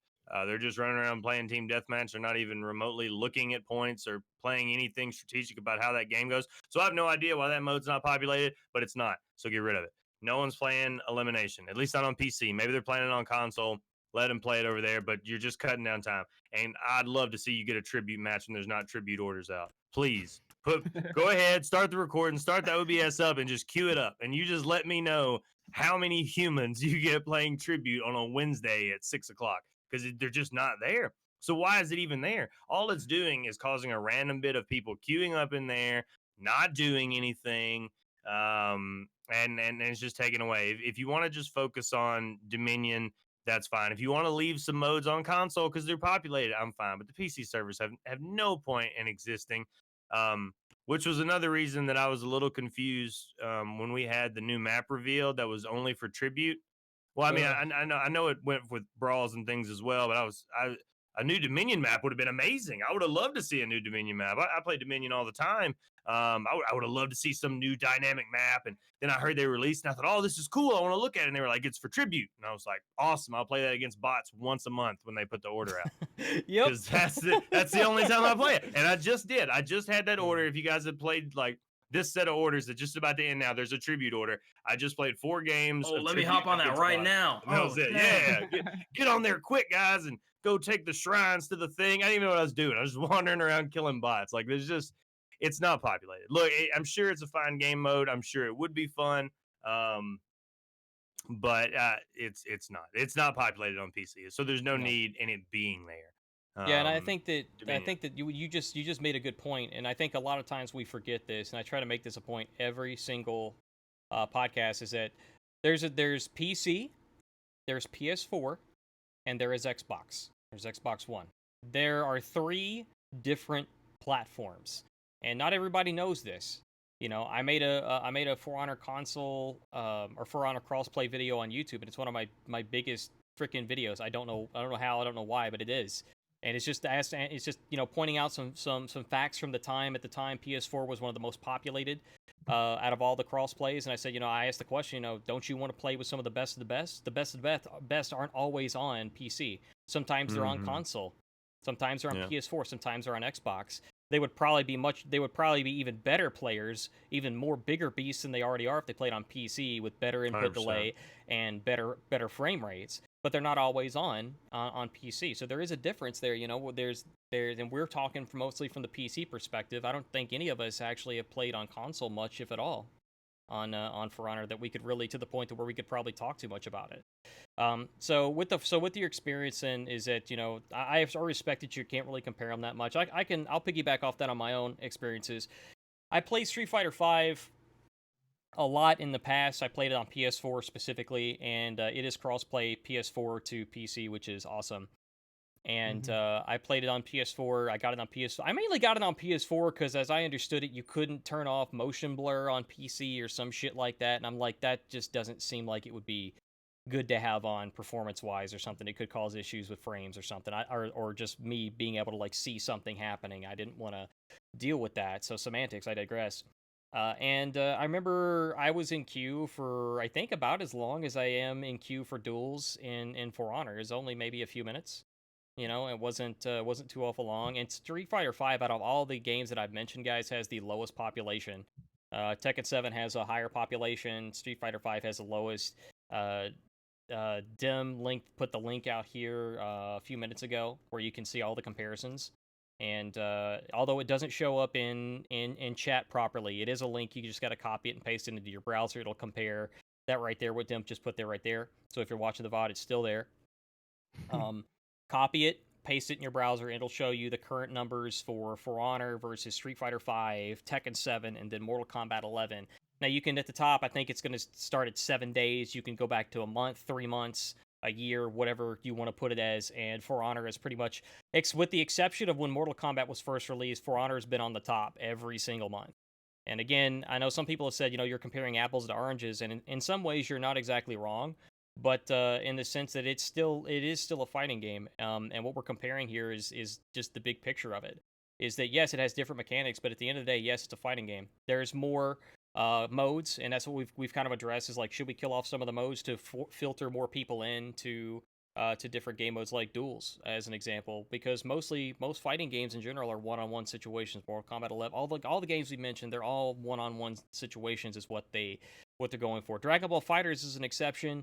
Marvel vs. Capcom is an exception. You have 3, I think, for both of those. It's 2 or 3 different people that are on a team. You can have multiple players. You can have one player versus another, and you have 3 different characters that are on a team. It adds a whole new different dynamic. Dragon Ball FighterZ is probably one of my favorite games right now outside of For Honor when it comes to fighting. I love Street Fighter V. I didn't play much of Street Fighter 4. The mechanics were just the input delay felt like it was just clunky. I didn't like it. Street Fighter V, though, they got it right. Dragon Ball FighterZ is very similar to Street Fighter V, but they simplify the movesets a little bit different. Pretty much every moveset is Fireball, which, if you don't know what it is, down, diagonal, forward, and then what is it, punch or whatever. Yeah. So you do fireball forward or fireball backwards, and you do whatever low kick, high kick, R1, R2, whatever the buttons are respectively, and that's how you do your special moves. It's very, very simple. And then you have a couple of different inputs for your super and then your second super, which is pretty badass. So Dragon Ball Fighters, I have the pretty much a similar experience, and I played Dragon Ball Fighters when it first came out. I didn't get a chance to play it this week, but from what I remember, it was pretty quick to get into matchmaking, maybe a minute, maybe 2 minutes. Yeah. So again, not too far off from what For Honor's at, but and that was actually no, I'm sorry, it was not when it first came out. I'm sorry, it was several months later. I apologize. Somebody had gotten it for me. One of you guys, I appreciate you, and we played it some. So even then, it was about the same as what For Honor is. So the whole point that I'm making with that, and the whole point of this conversation is to try and show you the reflections of different fighting games. Somebody said something on the dev stream, and we haven't heard from Moose and Dim yet, but I want to throw this out there while I've got it on my mind. The Warriors Den. I tweeted this out. Some of you guys caught this. I was a little sassy. I was a little pissed off with some of the bitchy comments we got in Warriors Den, right?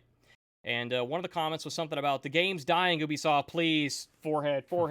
I'm just like, okay, dude, find me a fighting game with a better player population. You can't. That does not exist. Period. It does not exist. And that is one of the biggest points that I want to have made here with one of these discussions. You're not going to find it. You're simply not going to find it. For Honor is the top.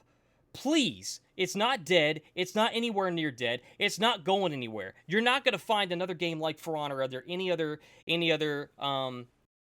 things, you know what I'm saying? Like, you've got thousands of players on average. You've got tens of thousands of players, total that constantly play. It is something that it's a big deal. It is a big game, and it's not going anywhere anytime soon. Now, do I think that matchmaking would improve? I think we'd all agree that killing some of these game modes that aren't played as much would definitely improve matchmaking for some of these others, like duels, brawls, etc. But sorry, I got a little excited there. I want to back up. I want to reintroduce everybody to the show. Welcome if you're just now joining us.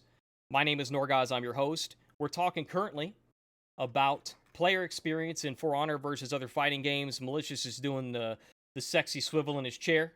He's getting all hyped up and shit. He's on fire. He's ready to go. He's ready to get back to the discussions. He is ready for it. That's what I got him on the stream for. He is ready. No matter rain, shine, snow, wind, hail, whatever it is, he's like the mail, man. He's going. He's going no matter what. Yeah. He does. Team no sleep, man. Team no sleep. I'd spin around, but I have cord on my headphones. Yeah, good call. Good call, Kyle. I'll do this. Look, here we go. Just imagine that I spun all the way around. He totally did. He totally did. We're just gonna cut that really quick in post where it looks like he did a full spin. We're just gonna make it like blur real fast. That's MystaKyle right there, the toxic Tiandi.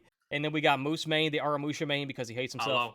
The bastard of the Blade Blockade, and a good friend. You guys are all good friends of mine. I would consider you all friends, and I'm glad that you guys joined me on the show. And of course, our Lord and Savior, Lord Dim. I know everybody's really excited to have you on the show, and I am very, very glad to have had this opportunity to have this in-depth discussion with you as well. So, with that in mind, so coming back to our discussions here, so Dim, can you tell me?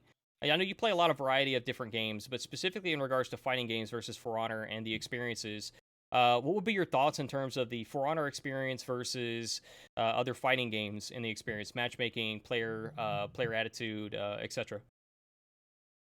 Well, I kind of disagree a bit with Muli. I think For Honor is probably on the lowest end of the toxicity in terms of the other fighting games. Oh. I don't think that I don't think that in For Honor we see so much toxic players than other fighting games. That's my personal opinion.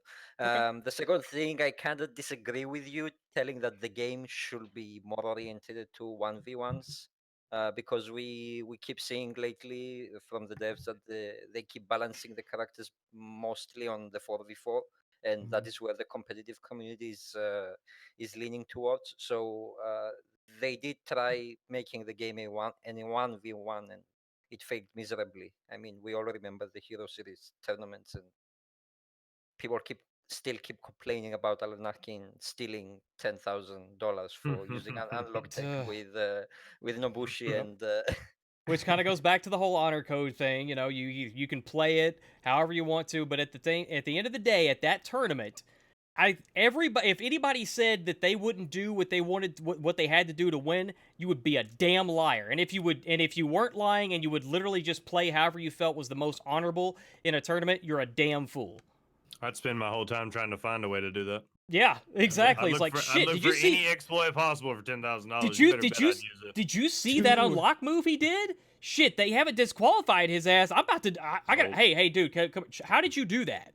Show me, teach me right now. Yeah. Our match is coming up next. I'm just gonna let you know, but I need to know how to do that right now, so I can have a shot. Please continue, Dim. I still think that the game is leaning more towards a 4v4 experience instead of duels. As much as I love playing duels, and we have to face the truth, that's the truth for Honor. Exactly.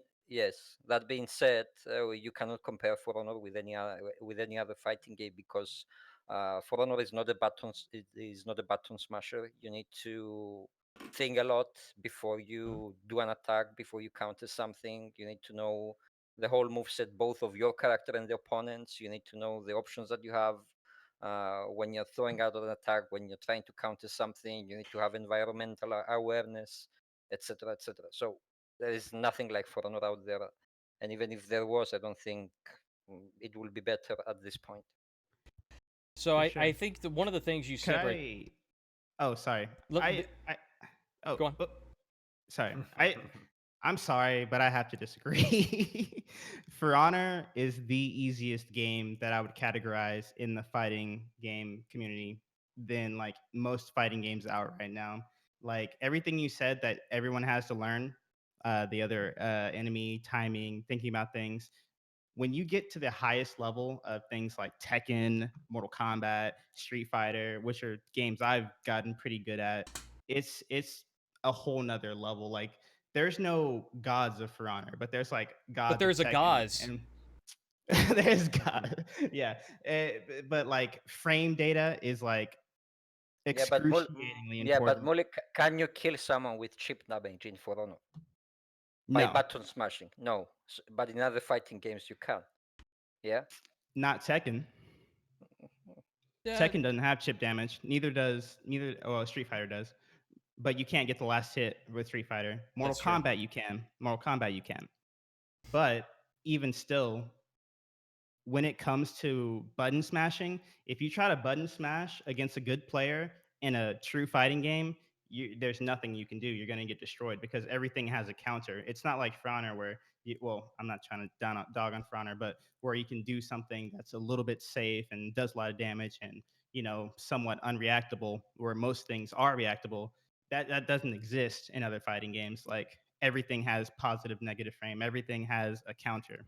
And so button smashing is a thing at like the basic levels. Think of just people who aren't good at For Honor. The same thing with other games, but button smashing is not a thing at high level fighting games ever. And that's why those games are at Evo and CEO and stuff like that, So let me jump in here real quick and finish and throw out there what I was gonna say, because I'm gonna forget it. And Dim hit on a really big thing, is that it is difficult to, and in some ways you could argue, and some people could argue that it's impossible to compare a For Honor versus other fighting games. And yes, I've said before, don't get distracted with the whole apples or oranges discussion.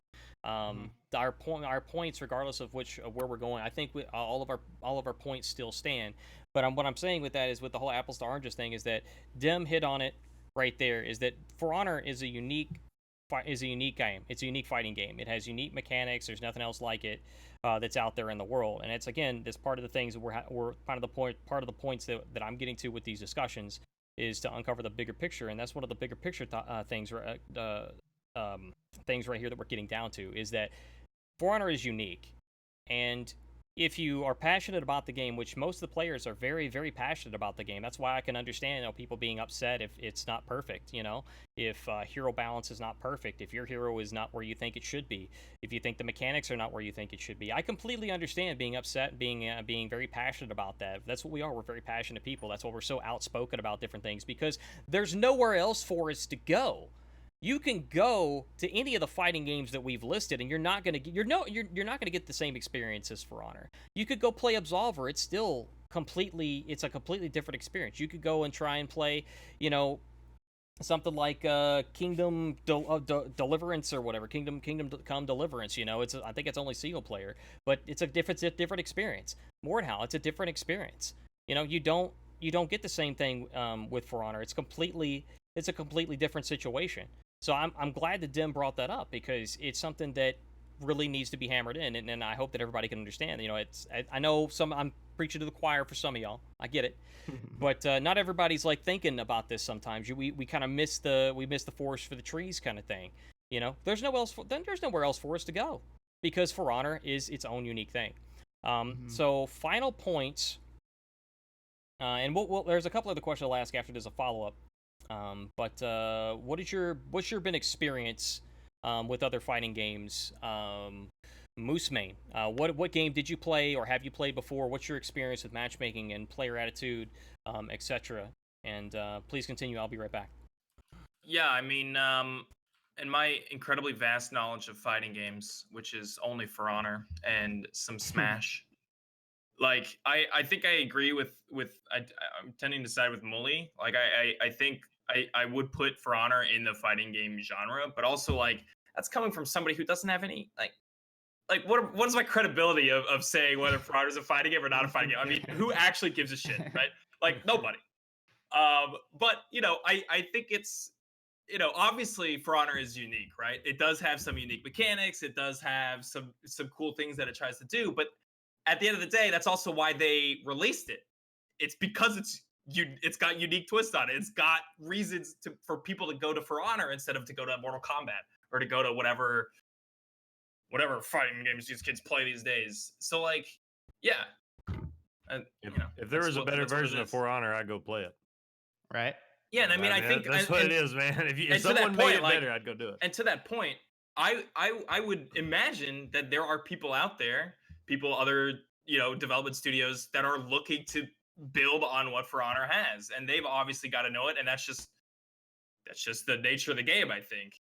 So like once that does come out, For Honor should be the devs, I hope, are looking at what other people are going to come up with, right? Like they should have maybe a little heat under them, because somebody better is likely coming up at some point. And that'll be debatable. That's definitely going to be debatable. Yeah, people are going to prefer what they. It might not be something better, but it's going to be something that takes a stab at what For Honor is doing, 100%. So, I want to. I got a couple of other questions to ask on this topic, and I want to come back to Lord Dim. Did you have any counterpoints or thoughts to add on what we've talked about so far? I wanted to come back to you because I feel like I kind of cut you short over, and I apologize. Yeah, I guess still got your mic muted here. No. You can keep going, and I'll interrupt you if I have anything. Okay, fair enough. I respect that. Okay, so then, follow-up Dim tells question. you when he wants to talk, Norgoz. Dim runs. You know what? I'm just a guest here. Dim runs the show now. That's the way it is. I respect that though. I respect that. Dim's a good man. All right, I love you guys, by the way. I love you too, man. I appreciate you. I'm happy all right of you now. guys. I'm happy too. We should promise if I run into you, Mully, I won't play Tiandi. I'll play somebody without a dodge attack, so we can still be friends. Well, wait, Thank you. what's your other main Mully? Is it Warlord? Nah, not anymore. I'm a Hito main now, or secondary. Oh, there you go. All right. Man of class. Yes. Hyper Hito. Man of class. Okay, so all right, so we've talked about our other experiences with some fighting games that are known as classic fighting games, and so far it hasn't been clearly. I mean, the experience in terms of the actual gameplay is not the same, and I don't think any of us really. Well, we hit on it, but we didn't come out and say it exactly in that way. Is that clearly the gameplay is different. There's different mechanics. There's different things to focus on. It's an entirely different experience. So, with what we talked about so far, did you guys? And I want to hear this from each of you. While my cats tear up my place here, would you say that did you get the same sense of intensity a sense of a threat, of a challenge, or the same kind of passion as you do with For Honor in these classic fighting games, if you will, that you've played? Did you get those same feelings? Did you get the same sense of like embodiment, as that you were more on the battlefield and there was a direct threat coming against you, and all of those and those feelings that come with it? I'm gonna start on this one with the. I saved you for last, Moose, so I'm gonna start you off first on this one. What are your thoughts? Go. Can you repeat the question? Yes. This That's is why you shouldn't let him go first. If you're not first, you're last, man. Nice guy. Hey, Nice guys you know, finish last, I guess. he went. So, the question is, did you get the same sense? Do you get the same sense of intensity, or threat, or a challenge, or passion with other fighting games or with classic fighting games that you do with For Honor? No, I mean, I think it's a little bit, confusing, because I think MystaKyle touched on this, right? Like, I'm invested in For Honor, right? I think we all are. have streamed it a lot, right? Yeah, totally. I've streamed it a lot. I've put in a ton of hours, like, and I enjoy it. It's, some of the steps, but it's just like, of course I'm going to find that enjoyment there, and it's going to be less if I go somewhere else, simply because of the investment that I have in For Honor. And that also means that, so to answer your question directly, like, no, I don't really feel the same about For Honor, but that's also because I'm biased. So.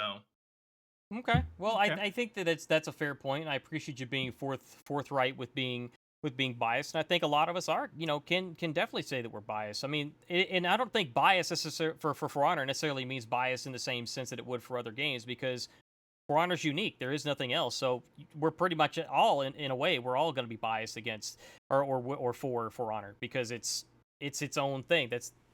There's not a direct comparison to it yet. So when that direct comparison happens, we'll have to come back and but I think with any good fighting type game, to try to make it a little bit more general for anybody who might, but it's like, of course there are always going to be those PogChamp moments, or those, nerve-wracking moments, because that's what the fighting genre is. I feel like, Yes. I obviously don't have a ton of experience outside of For Honor or other fighting games, but maybe Mully can talk to this point. But it's like, I got a couple examples. that's what some of the lure is, right? Is the clutchness of some of those plays, and those come from those type of games. I'm gonna make an example of this. Street Fighter. It might have actually been 4, I think it was 5. It was 4 or 5. Semantics. It doesn't matter. Years ago, and some of you guys that are actually legitimate members of the fighting game community will know exactly what I'm talking about when I say in the tournament, and I believe it was the final round.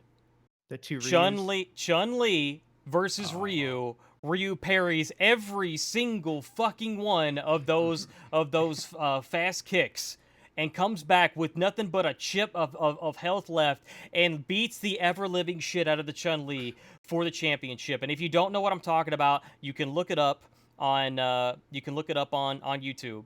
It is an insane moment, and it's something that you definitely should look at, because parrying, you don't block. Pushing back and just holding back, it blocks. The mechanic for that is pushing forward the exact same moment as if and either high or low with that for the same timing. So it's like parrying or deflecting an attack in For Honor, to give you guys kind of an example if you haven't played that game before. So its timing has to be on point, and you don't just push forward and you block all the rest of them. You have to push it for every single one. So he was on point for 10, 20, however many of those kicks come out during that fast flurry of kicks. It was an insane moment. That was the ballsiest move, one of the ballsiest moves in the fighting game community in tournaments that I've ever seen. And I highly recommend that any of you guys look at it. And if I find it, I'll try and throw it in at the end of the VOD in like the chat or something like that for the replay. And if I put it up on YouTube, I'll do the same there. So to come back to this, so I wanna for next talk to Lord Dem. Can you tell me, in comparison to other fighting games that you've played, or you could even say other games in general, like actions and whatnot, did you get the same sense of intensity, threat, challenge, passion, etc., as you do with For Honor? Did you get the same experience? Do you feel like you got the same in? God, there's this word I keep teetering around and I can't think of it. The same. You're enveloped in the game. the same thrill and adrenaline. No, I don't think. Immersiveness. That's the word I'm looking for. The the immersion. same immersion. No, I Yes. don't think I've ever had such an experience. I think For Honor was the first game that made me feel like that, and the reason is that you always have room to develop as a player, to evolve as a player, and to get better as a player in For Honor. With all the changes, or the text that keep coming up, or the mechanics that people keep discovering throughout the game. So you really need to keep training yourself and getting better and better and better in For Honor. That's my experience, at least. Okay. And I like that because with the new, that brings up another unique sense of For Honor. We have constant unique mechanics that keep coming out this entire year, and including Wulin, because a lot of them were dodge heavy and they had some unique. Each of them had their own unique mechanics in a sense. JJ has the hidden stance with the stamina regen. You have Nusha with I think a prime example is Shinobi. I'm looking at you. Well, Shinobi, I'm gonna really piss some people off. I just want to say, like, when people talk about people buffing heroes, I think Shinobi should get dodge guard break. I'm just saying. I really think Shinobi should get dodge guard break, and I'm saying that just to meme. Purely for the sake of memeing. I'm not serious at all. I just like to throw it out there.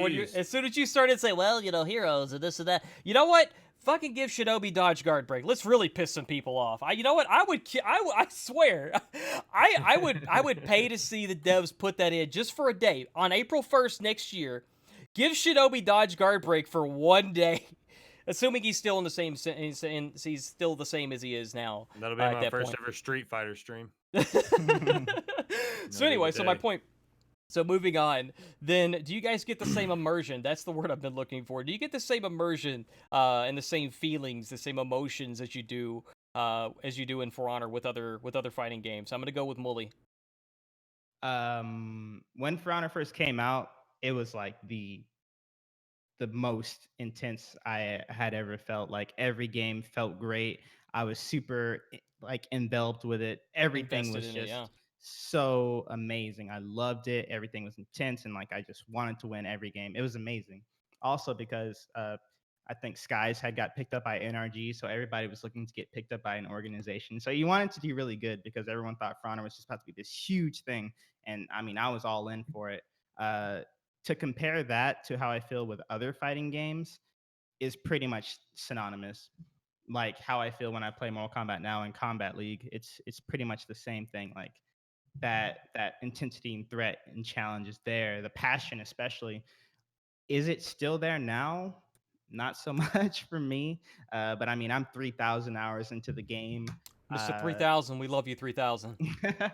I don't get that same kind of like intensity anymore, even with all the new stuff. To me, since I've played the game so much, whenever they add new stuff, I'm more annoyed than anything else. I'm like, oh really? That's a thing now? Okay, well let's see how we figure that out. One more thing to fuck my Highlander with. Yeah, no. And that Daigo parry you're talking about, in order to parry with Ryu, that's a 4 input parry. So you have to do down, forward, back into 2. So like that's hard. And to time that, so and you got to do that, and with that version of Street Fighter, you do have to do it for each one, right? Yep. That's even more impressive because the parry in I think it's what is it, Street Fighter? It's either 4 or 5. Ryu's for input, I think for parry now it's just forward instead of back. Yeah.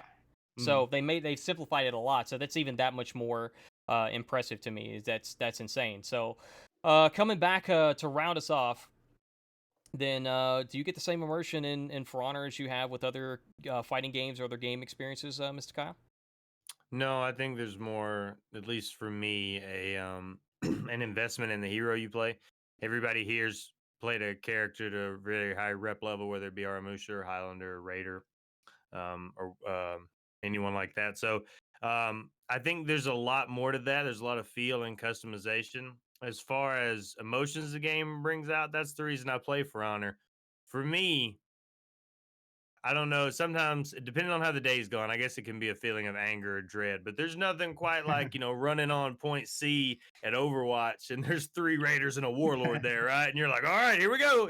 Like if I pull this off, it's going to be the greatest play in For Honor history, and I'm going to post it on Twitter. And I'm going to tell everybody they're terrible at the game. And then you get ledged later. And you get ledged instantly. And you know what you do? You get mad. next You match, call dude. him a name. You respawn. And you run back to C by yourself because this is going to happen this time. And you just no other game makes me feel like that, right? Or then you do that 100 times, 99 times it doesn't work, but then one time it works.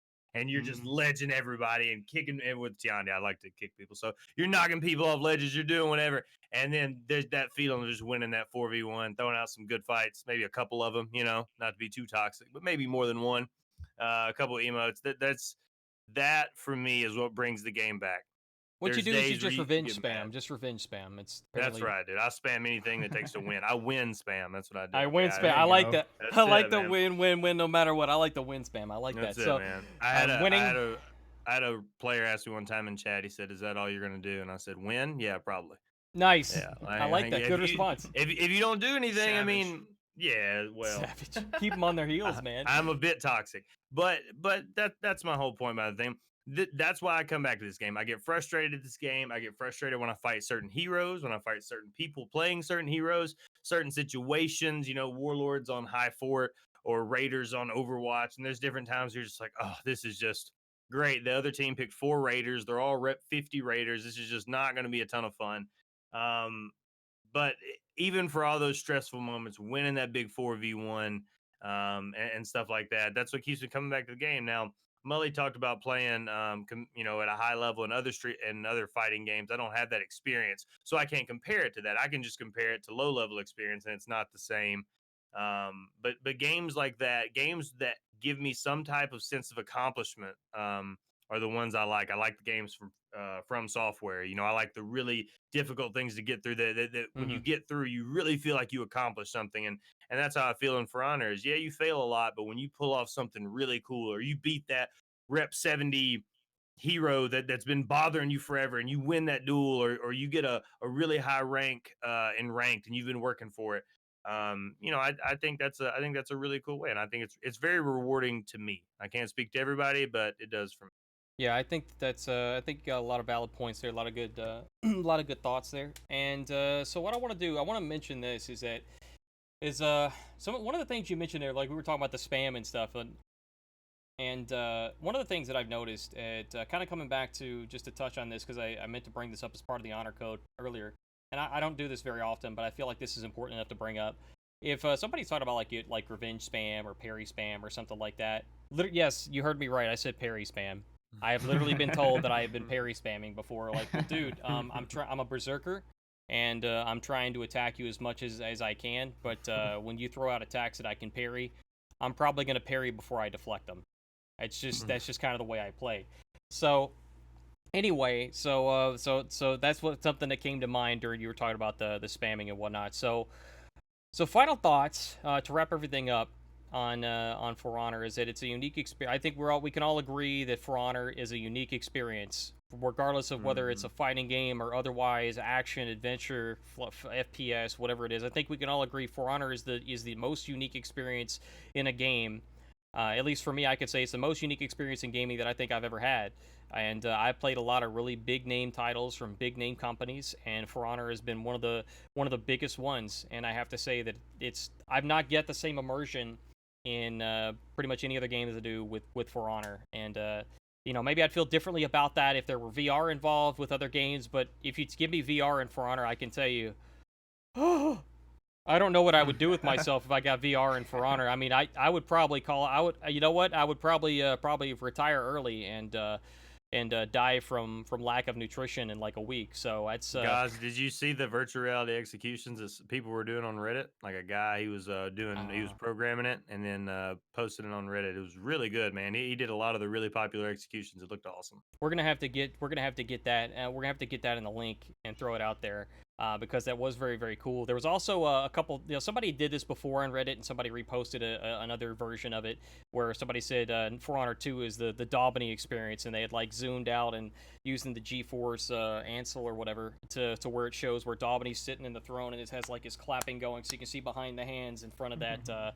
God, what is that duel arena? It's not the ring, right? It's the ring. Yeah, I think it's the ring. Yeah, it's not the Viking one. It's not the samurai one. It's the knight one. It's the ring. Looks kind of more like a Greece or Rome kind of. By the way, all duels should be fought in those type of arenas. Yes, I agree with that. I think. No. Okay, side question. Okay, can we all do? What do we? Okay, so all duels should be fought in one of those rings, one of those arenas. Can we agree to disagree? Yes or no? They should be fought in the arena. Moose, yes or no? Man, I'd be playing fours anyway. Oh, yeah. Fuck you. Moving on to Mully. Yes or no? No. Fuck you I need too. walls. I need walls, bro. I need walls. But you got walls. You got walls for days. To be totally fair, that is very true. Characters who depend on walls like Centurion or someone, if they won't let a Highlander get an offensive stance, so he's trying to get guard breaks and wall splats, if you stand in the middle, that is a way to put some characters at an extreme disadvantage. I will give you that. It's just sometimes you spawn in on these maps and you fight in the weirdest little areas. Like they pick the weirdest spots sometimes to do duels, and I don't really get that. But I do see that there could be an extreme disadvantage by forcing characters who rely on a wall, especially. All right, well, I'll tell you what then. Devon, get the table, put it in the middle of the fucking ring. Let's go. All right, Lord Tim, yes or no? Should duels be fought in arenas? Those arenas. Yes. Good. I got at least one person agreeing with me. At least one out of. Thank you for taking pity on me, Dim. I know you didn't really believe that, but I appreciate you. I appreciate you taking pity on me. All right, so moving on here. I just want to, at the end of our shows, toward the end of our shows, we always ask a question that's really, really important. We still got, this is still going to be going on for a little bit, so don't go anywhere. Afterwards, Mully's going to be streaming. We're going to be rating Mully. So I will save Mully for last on this question, and then when I ask if you want to go ahead and start your stream up and stuff, so we can overlap and I can raid you, that'd be cool. So what we're gonna do is I'm gonna ask a question, and that question is, how has For Honor changed your life? And I want to start with Lord Dem. How has For Honor changed your life? Well, I mean, For Honor is the first game that got me so addicted to playing a specific game for so long. I mean, I have more than 6,000 hours registered on the game, and I think I have the most hours on PC globally. I love the community. I love the game the way it is. I still want the game to be better in many ways. There are things that I personally don't agree should be in the game that should be changed. There are things that I don't like to be using, but I don't think that other people should not be using. And as I said at the beginning of the stream, that is a personal choice. It's not something that I should be expecting anyone else to be following. I still think that For Honor has some of the best communities, gaming communities that I have ever encountered. I love watching tournaments. I love watching streams. I love mostly everything about For Honor. Good, well said, man. And I gotta tell you, I want to say this, and I'm pretty sure I can speak on behalf of the community on this when I say that, you say that you love the community, and I can tell you, we love you right back, man. You have been a fantastic individual. You've been a role model in a sense, in a lot of different ways. You have done so much for this community through supporting us in various ways, and just being an overall genuinely good person. I think that we can all agree that you are. I mean, I keep saying it in almost in jest, but when I say that you're our savior, in a lot of ways, it's true. You're an awesome man, and I think that you're pretty much in the center of our community. We wouldn't have as much you're like Eric Pope in the sense that the community would not be the same without you. Just like the community is not the same without Pope. You're like you're part of the glue that throws us all together. And I want to say this, and I want to get this in chat. I would love to get this in chat. I want to engage with you guys for a moment, and I want to say, can we take a moment and give thanks to Lord Dem for the amazing contributions that he's had. Can we please say thank you to Lord Dim in chat? I want to see this spam in chat right now. I think because- you are giving me too much credit for something that I don't deserve See, to be. this is the modesty that I wanted to hear from you, man, and I expected to hear from you. But at the end of the day, man, that's just one more quality that means that you do deserve this, man. And I appreciate you so much for it. I know the community does. And so moving on from this, I still got questions to ask. That is I love the chat, by the way. Thank you guys so much for being awesome. So so if you're gonna disagree, you got to fight all of us, Dim. You got to fight us all. We're here. We love you. And okay, I'm moving on. So For Honor, how has For Honor changed your life, Moosemayn? I mean, it's been positive, you know, and a lot of that too is just I've chosen For Honor to be my streaming game, and you know, streaming is a big part of my life. As with anybody that's a content creator or anybody in the chat that streams, or you know, the gentleman that joined me on this call as well. So it's like, you know, of course it's changed my life, right? And it's been good. I am blessed to have been able to, you know, be part of this community and hang out and have a good time. That's what I'm here for, and that's why I stay. You guys are great, and it's a good time. Simple as that. Much Good love. stuff. Much love, man. Moose and smugs all around. All right, MystaKyle, how has For Honor changed your life? I think that the coolest thing that For Honor has opened it to is this streaming community and the online community. Not saying that those are the only good points of For Honor, because it's obviously not. It's a great game. I've had a ton of fun in it.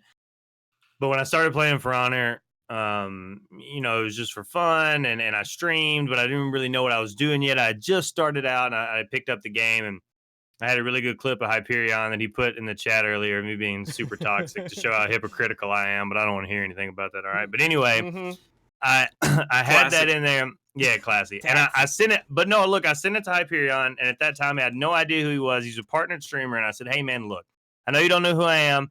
This wasn't meant to be mean. It was meant to be funny, but I really thought it was funny, and no one watches my stream. So hey, check this out. You're in this clip. And I showed it to him, and he thought it was the coolest thing ever, you know, and he was really nice to me. We didn't have to be. And then after I met him, right, it just starts going down a rabbit hole of awesome people I get to meet, whether it was Moose and Goz and Mully and Spotted Goat and Nikki the Games and Havoc. Everyone who's in the community, I'm not going to list every single one of them because somebody will feel bad if I left them out. Yeah, exactly. But you see what I mean, that there's a thing where you just started going down that rabbit hole. You just kept finding more and more good people. And it made me excited to stream and made me excited to hang out. I get excited when I run into different players that I know and stuff like that. So there's just been a level of community to this game that's felt really inspiring, where other games, I just played them until I was tired of the mechanics. And then I moved on to something else. Okay. When I was tired of doing this thing, playing this mode, playing this competitive thing, I just moved on. For this one, even when the game frustrates me, there's so many great people in the community and so many awesome people to hang out with that you just kind of like, I can't leave it just yet. You know, my friends are still here. They're still playing this game. And so I think it's one of the big things that keeps me around. All right, good stuff, man. Well said. And I know that from an entertainment standpoint, I would say that I know when I first found out about you, I saw you, I watched you, you got that stupid orange beanie on your head. That's a freaking Kyle move right there. Somewhere. It's still around here somewhere. I love it though. I love it though. And I love that. I know I made fun of him for the Manning, but Manning's the man, right? So I appreciate you very much. I value what you bring to the community. There's definitely some toxicity that he brings, but he's an entertainer. You know, he's not toxic just purely for the sake of being toxic. He's doing that because it's fun and it's entertaining. And I can say that break genuinely, stuff, you know, or anything crazy. You know, he doesn't break shit. Yeah, exactly. He has blinds over the windows that no longer exist because he got so pissed off that they're gone now. So drywall back here, it's calling my name. All right, just keep it calm. All right. Yeah, he pulled a Stranger Things and drywalled the wall. Anyway, spoilers. So I just wanted to say, to wrap. So one more thing, and before I ask this final question to Mully, I want to remind everybody.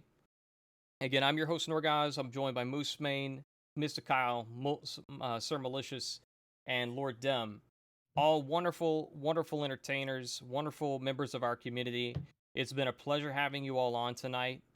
I really am grateful that you all joined in, and it's been a hell of a ride with this podcast. This is our third live episode. I mean, and next week we've got topics such as the state of dodge roll. We're going to be talking about whether or not we should leave behind new or low skilled players for the overall health of the game or the overall betterment of the game. Should we do it, and if we should, at what point? At what point do we do that? Two of the big pockets we're going to be talking about next week: Top Ramen Shaman, Fatal Fate's coming back for that episode, and I believe Baxter is also going to be on that as well. So, guys, again, it's been great so far, and to wrap everything up, I actually want to tell you, Malicious, you have been a big inspiration for me as a Highlander main. You really, really have. All those how-to videos on YouTube. And the thing is those videos are all from most of them that are like how to deal with this, how to deal with that. He did through his live stream, and you got to think, guys, the amount of preparation and intuition that goes into doing a perfect clip, so that you could put it up on YouTube as like a how to deal with Kensei, how to deal with this, how to deal with that as Highlander. Those are really helpful. It's a lot of really good valuable content. You know, you get that from a lot of different players. Lord Dim as well has got a lot of cool videos that show one-on-one matchups with other heroes that can bring some valuable experiences from his perspective. And so we've all got our own content that we do, and I appreciate all of you for being here. Malicious, I gotta ask you, how has For Honor changed your life? And I know this is going to be a great answer, and I can't wait to hear it. Well, maybe not too great, but I mean, before For Honor, I was kind of a misunderstood soul. I didn't get along with people online, believe it or not. I love PvP. I love 1v1 combat. I love beating people, and I'm a little aggro about it sometimes, which you can tell like when I'm really into something. And people just thought I was always overboard. I think For Honor was the first community that actually like embraced me because of it. I don't know why, but back in like season 2 or 1 or whatever, I don't know. There's people who just weren't huge fans of Skies, and like whenever I would beat him in like a tournament or something, like and just go absolutely bat nuts, like everyone would just like call or like circle around me, and just it was amazing, and it made me really love the game and make me want to start making content all the time for this game. And on top of that, meeting all these amazing people, meeting the community, and like being welcomed so openly. It's also, of course, changed my life because it's the game that segued me into being a full-time content creator. And I mean, I know that's the dream for so many people. And like, I just know how blessed I am to literally be able to wake up, go back to sleep, wake up, go back to sleep again, wake up, eat some cereal, and then like start streaming. You know, I know so many people want to get there, and if it wasn't for Honor, I know I wouldn't be doing it right now. So it's changed. It literally put my life in 180. I'd still be selling Apple MacBooks at Best Buy if it wasn't for Honor. So yeah, it's best thing that's ever happened to me besides my wife. Best thing that's ever happened to me. I'm really glad Of you let me go course. last. Safe. All right, so those are all very, very good answers. And just like every time I ask this question, there's one word that comes up that's consistent with each and every one of them, and that's community. And I want to emphasize that because Roman said this. I believe Roman was one of the first people to say it publicly, and I think I said a version of it. And I've said a version of that either it was before or after Semantics, whatever it was. Is that we are For Honor. He said that you, being us, you are For Honor, and ever since then, I've said that much more. Is like we are For Honor. We are For Honor. All of us here in the community, from Lord Dem, Moose, Kyle, Mully, me, you guys. You know, we come together as a community. We all have the same passion for the game that we all have come to know and love For Honor. It's changed each and every one of our lives in so many different ways. And I know that I am extremely thankful for the opportunities that I have personally got through this game. And again, I'm a little biased too. I love the game so much. It's that from the heroes, from the mechanics, and the uniqueness of the game, from the community aspect of it. Yeah, everybody's going to get a little salty, get a little toxic, but at the end of the day, hey, we all love the same game, and that's why we get upset, because we love it. We genuinely do love this game, For Honor. So I want to give a big shout out and thank you to Ubisoft for kind of making a lot of people's dreams come true. Keep up the good fight. I know that you guys do a lot of things behind the scenes, and they're not always perfect. We recognize that. Sometimes you're going to get some people upset, but from everybody here at the community, I think that I want to make sure that this is a good point for you guys, is that we do love you. We love the game, and we love what you're doing. You know, there's some things you could do differently. There's some things you could do better. There's some things you could be doing. There's a lot you could be doing worse. There's a lot you could be doing worse. So I want to focus on that one. There's a lot of things that Ubisoft could be doing that's a hell of a lot worse than what they're doing now. So, you know, thank you guys from the bottom of my heart, and from the community. You guys are awesome, and you guys in the community, you guys are awesome as well. I mean, it's the way you support each and every one of us. I mean, I could go to my list of streamers that watch the viewers that watch other streamers lists. We have those stats and analytics. For those of you who don't know, as streamers, we have that at the end of our streams. We can look at that, and there are so many different people. Every single person that's here is on that list, and it shows me the percentages, and there's a very large percentage. It's like 40% of the people that watch my stream watches Kyle's, Moose's, Mully's, Dim's, and a lot of other people's. And depending on who was live that night, that'll change, that'll shift slightly. But we all watch and love and support, you know, everybody in this community. And there's a lot of really great content creators out here as well that are doing it big. So thank you so much for the support to you guys in the community. You know, really do appreciate that. Thank you for tuning in. Again, next week we have Top Ramen Shaman Fatal Fate, and again, I believe we do have Baxter on that as well. We're going to be talking about dodge roll. We're going to be talking about the state of it. We're going to be talking about whether or not we should leave behind, and at what point we should do that, new and low skilled players for the game. And thank you guys for being on. Moose, Kyle, Mully, Lord Dim. It's been my pleasure to be your host tonight. Thank you guys so much for being here. Thank you for inviting me, man. Yeah, it was a blast. All right. And I will see you guys on the other side. We're going to be raiding Malicious, so prepare for that raid. You guys know what to do. We're going to throw the host out. We're going to throw the raid out. And I'll be there as well. I'll be hanging out for a little bit. And all right, guys, thank you so much. I'll see you guys next Friday, and drop the end slide, and there we go.